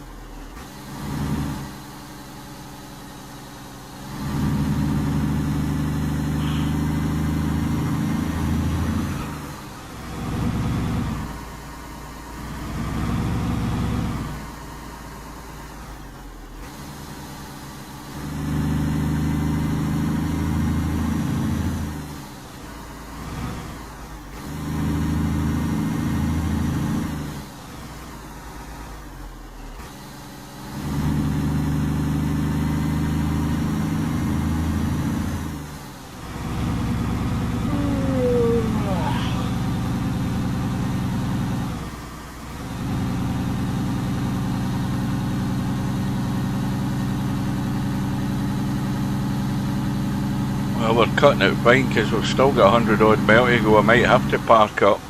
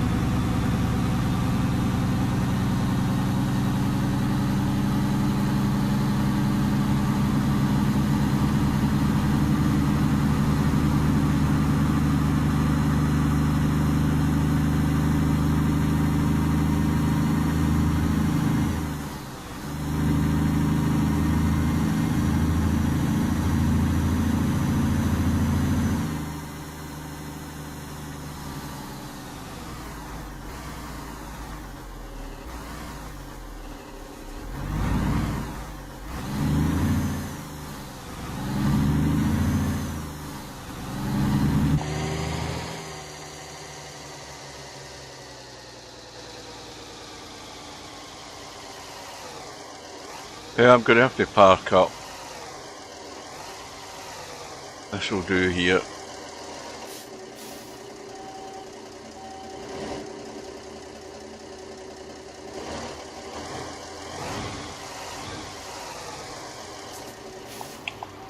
Might as well.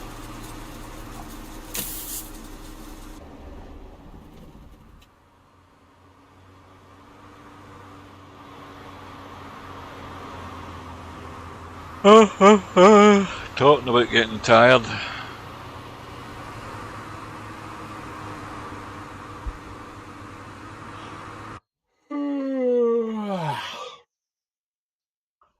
Right, food time. Right, so that spawns in 4 days, 4 days, 4 days. In fact, let me just check something. Puffer jacket.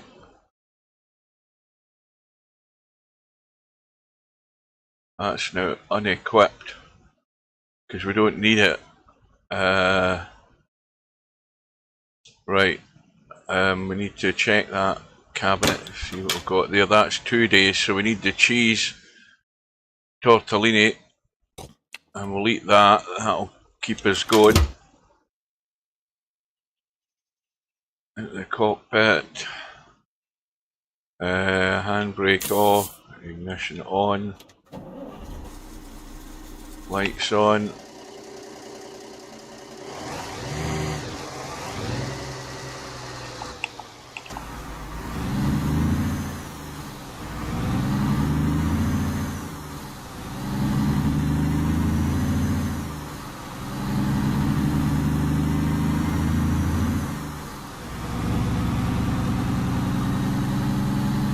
So just over 100 miles now.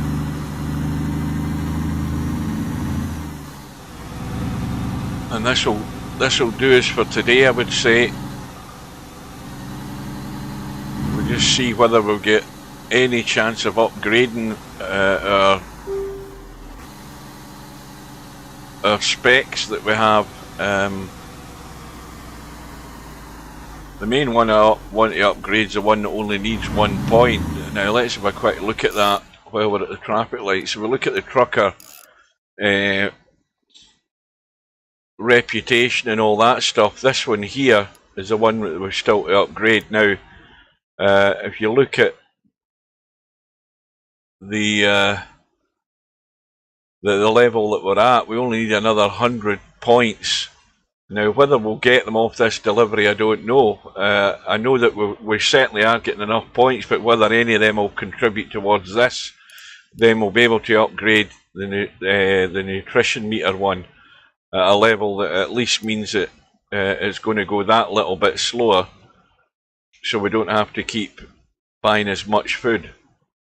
And then, of course, you go up the scale there.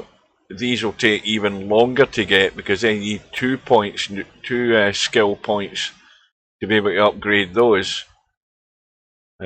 Maximum inventory space is a thing that needs also increasing, but that takes a while also to do that. And then you've got allows you to remove more demanding roadblocks.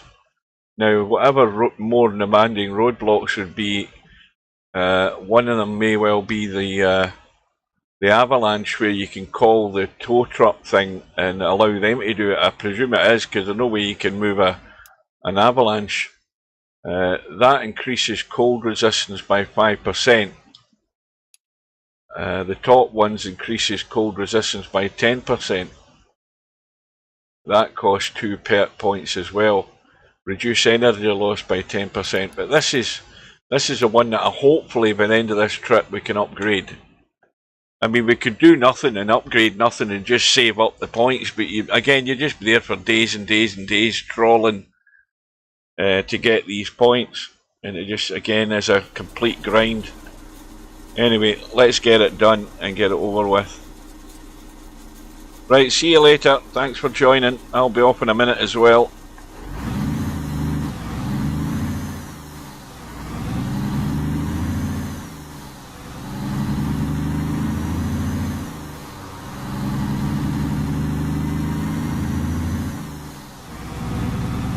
The question is how good am I going to be at finding the damn place to park in darkness?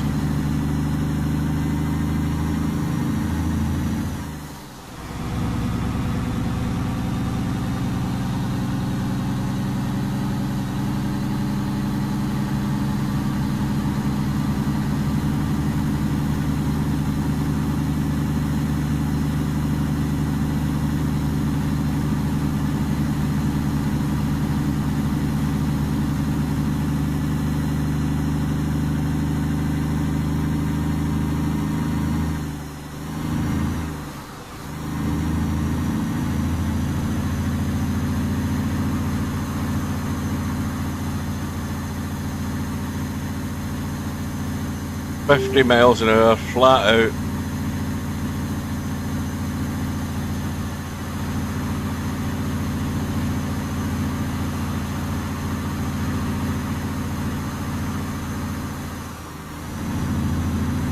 I'm going to undertake him, and I'm going to do the same to him as long as he doesn't make a move.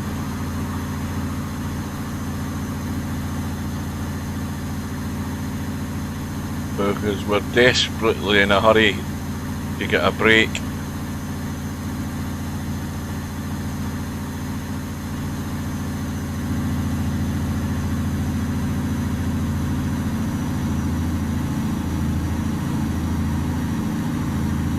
I'm just going to, for safety's sake, do a quick refresh in this set default route, because any crazy thing can happen.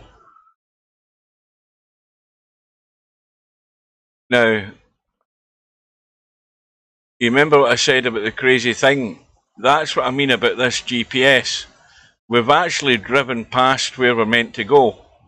That's what's annoying about it. If you don't refresh it often enough, like I haven't done for a while, you end up doing this, where I've driven past the bloody place I'm supposed to go to. This is the point I'm making about this damn GPS.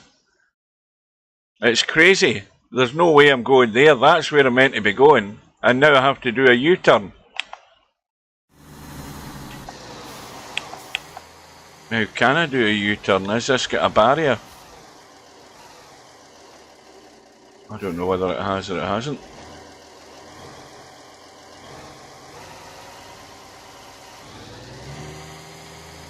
I think I'm okay. But again, that has exactly proved my point about the GPS. If you do not refresh it, and you haven't kept quite an eye on where you're supposed to be going, the damn thing will take you past. It won't direct you into it, and then you end up, going 30, 40 miles past where you're supposed to be going. So bloody annoying.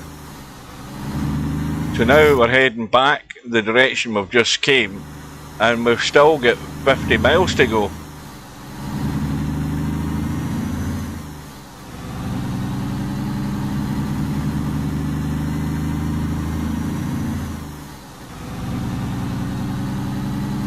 We could have been finished 10 minutes ago.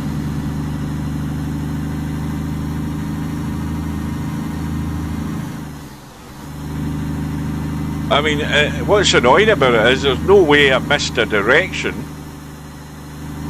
It's just, it's so bloody confusing how this thing works. Anyway, as long as that truck stays where he is, we should be fine. Although why the trucks are in the outside lane is beyond me. I don't understand their theory at all. Guess what? There's another cement mixer again. In fact, that other one that we just passed back there, I think might have been one as well.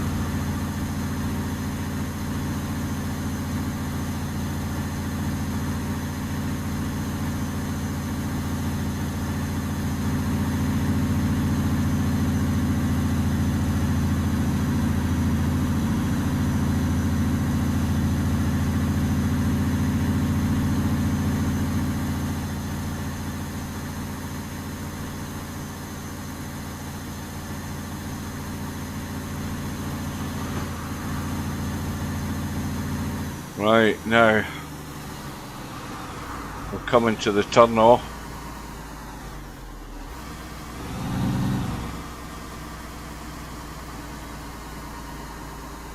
Oh, it's fine, it's telling me to turn right now. That's good, I've got that part. That's very good, isn't it? Pity it didn't bloody work like that the first time coming past.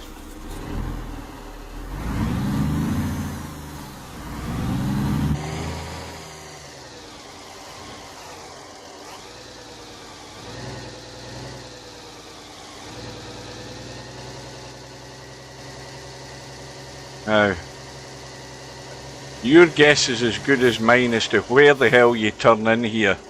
I mean, I'm assuming it's here. But is it here or is it further up? I cannot. And it's telling me to turn right, which is even more annoying. Well, I've got to drive up here till you're able to see where the road turns in.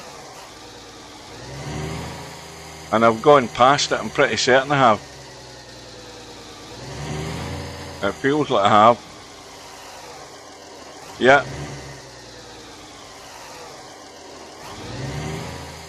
And of course it's a dead end here. So I've got to drive down that right hand side to see where the road junction is. Oh yes, tell me I need to do a U-turn now. I hope there's no bollards here or anything. Oh, this is going to be a nightmare. It's going to be a bloody nightmare. Only ever happens to me.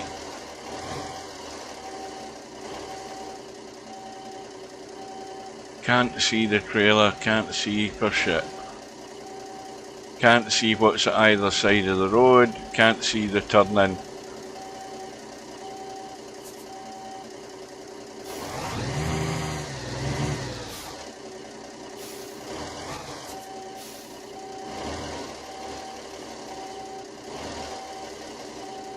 I can barely see what angle this trailer's at.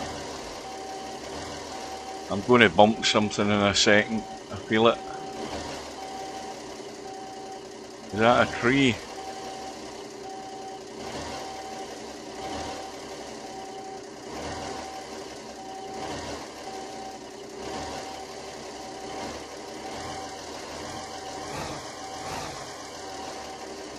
Oh, the trailer's going all over the place. I have no clue where it's going. I think that's it there across the road. Right. What I really want to do is get turned round so I can drive on the right side of the road and see where the turn off is. I'm just going to have to go for it and see if I can get a clean turn. No, I ain't getting that. Because I've got trees in the way.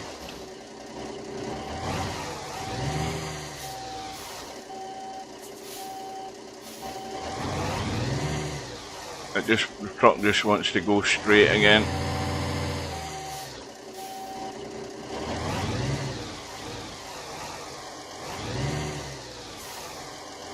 That's better. Right, now Where the hell is this turn? There it's there. There's a turning there. How are you meant to see that in total bloody darkness? I mean, come on.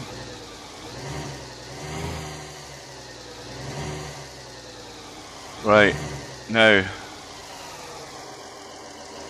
where the hell do we go? I mean, for goodness sake, put some lights around your company so we can see where the hell to go. Right.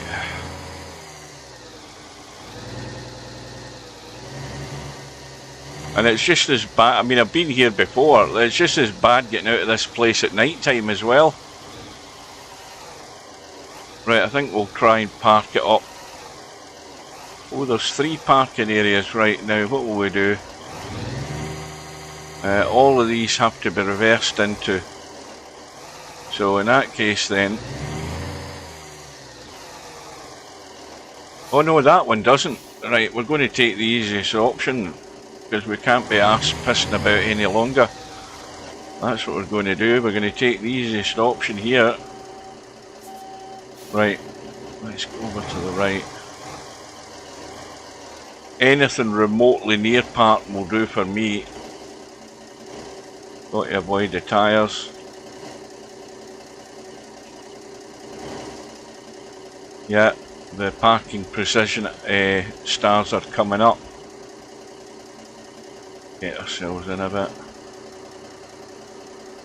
That's 1 star. 2 stars. 3. 4. Should be 4 in a minute. Is it going to park? Maybe not. Maybe we need to straighten this damn trailer. I think it wants something a bit better than that.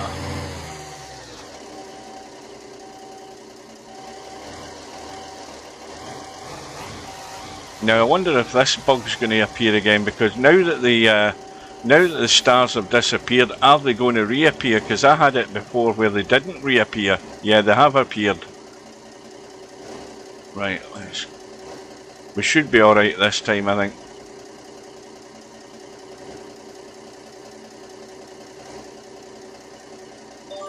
Right, that'll do me. Handbrake on. Engine off. Lights off. Out the truck.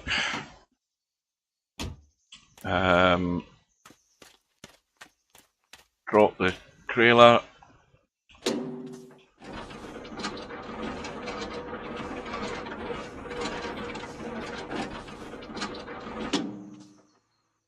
And disconnect the cables.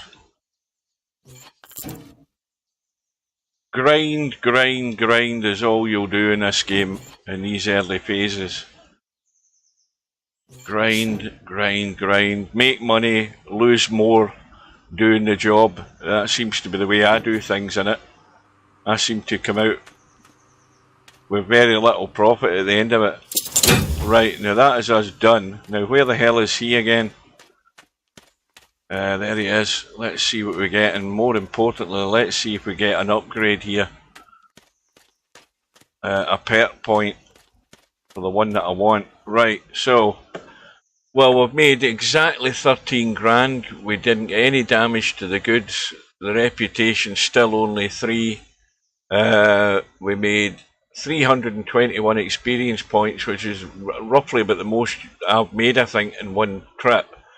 10,200 for the payment for the job, 250 for the parking bonus, and 2.5 for the season bonus. So we'll accept that. Good afternoon. Well, it's good afternoon and goodbye to Lard, because I'm just about done here. I'm just going to check my level that I'm at. Now you can see that the personality didn't improve at all. We'll get no points at all, other than the levels have just gone up slightly. So that was a total waste of time. If we look at our bank balance, we've got 59 grand. I'm going to have a quick chat to him and see if there's any jobs going. That's a category C that we, in fact, they're both category C, which we don't qualify for. That one there, the heavy duty delivery to Prudhoe Bay, back up to the airport, That's 10,200, but we've got no jobs here. So that is it, folks. It's been a grind north and a grind back down south for, actually, I think I've actually finished with as much money as I had at the start of the day. That's how bad it's been. In fact, if not slightly less, I think I had 59 grand. I'm now got 58. And I spent that fortune in the repairs. I spent like, what, 3 grand on the paint job for the truck. And now I've forgotten where the truck is. Now that the truck's a dark paint job, I can't bloody see the damn thing. There it is there. So, it's going to be, thanks for watching, and goodbye, and good afternoon, and we'll see you again next time on Alaskan Road Truckers, and hopefully we'll get the ice road update. It is probably imminent. I hope it's going to be this month. That's what was promised. So we might be back with the ice road maps on this in the next update. So till then, we will see you soon.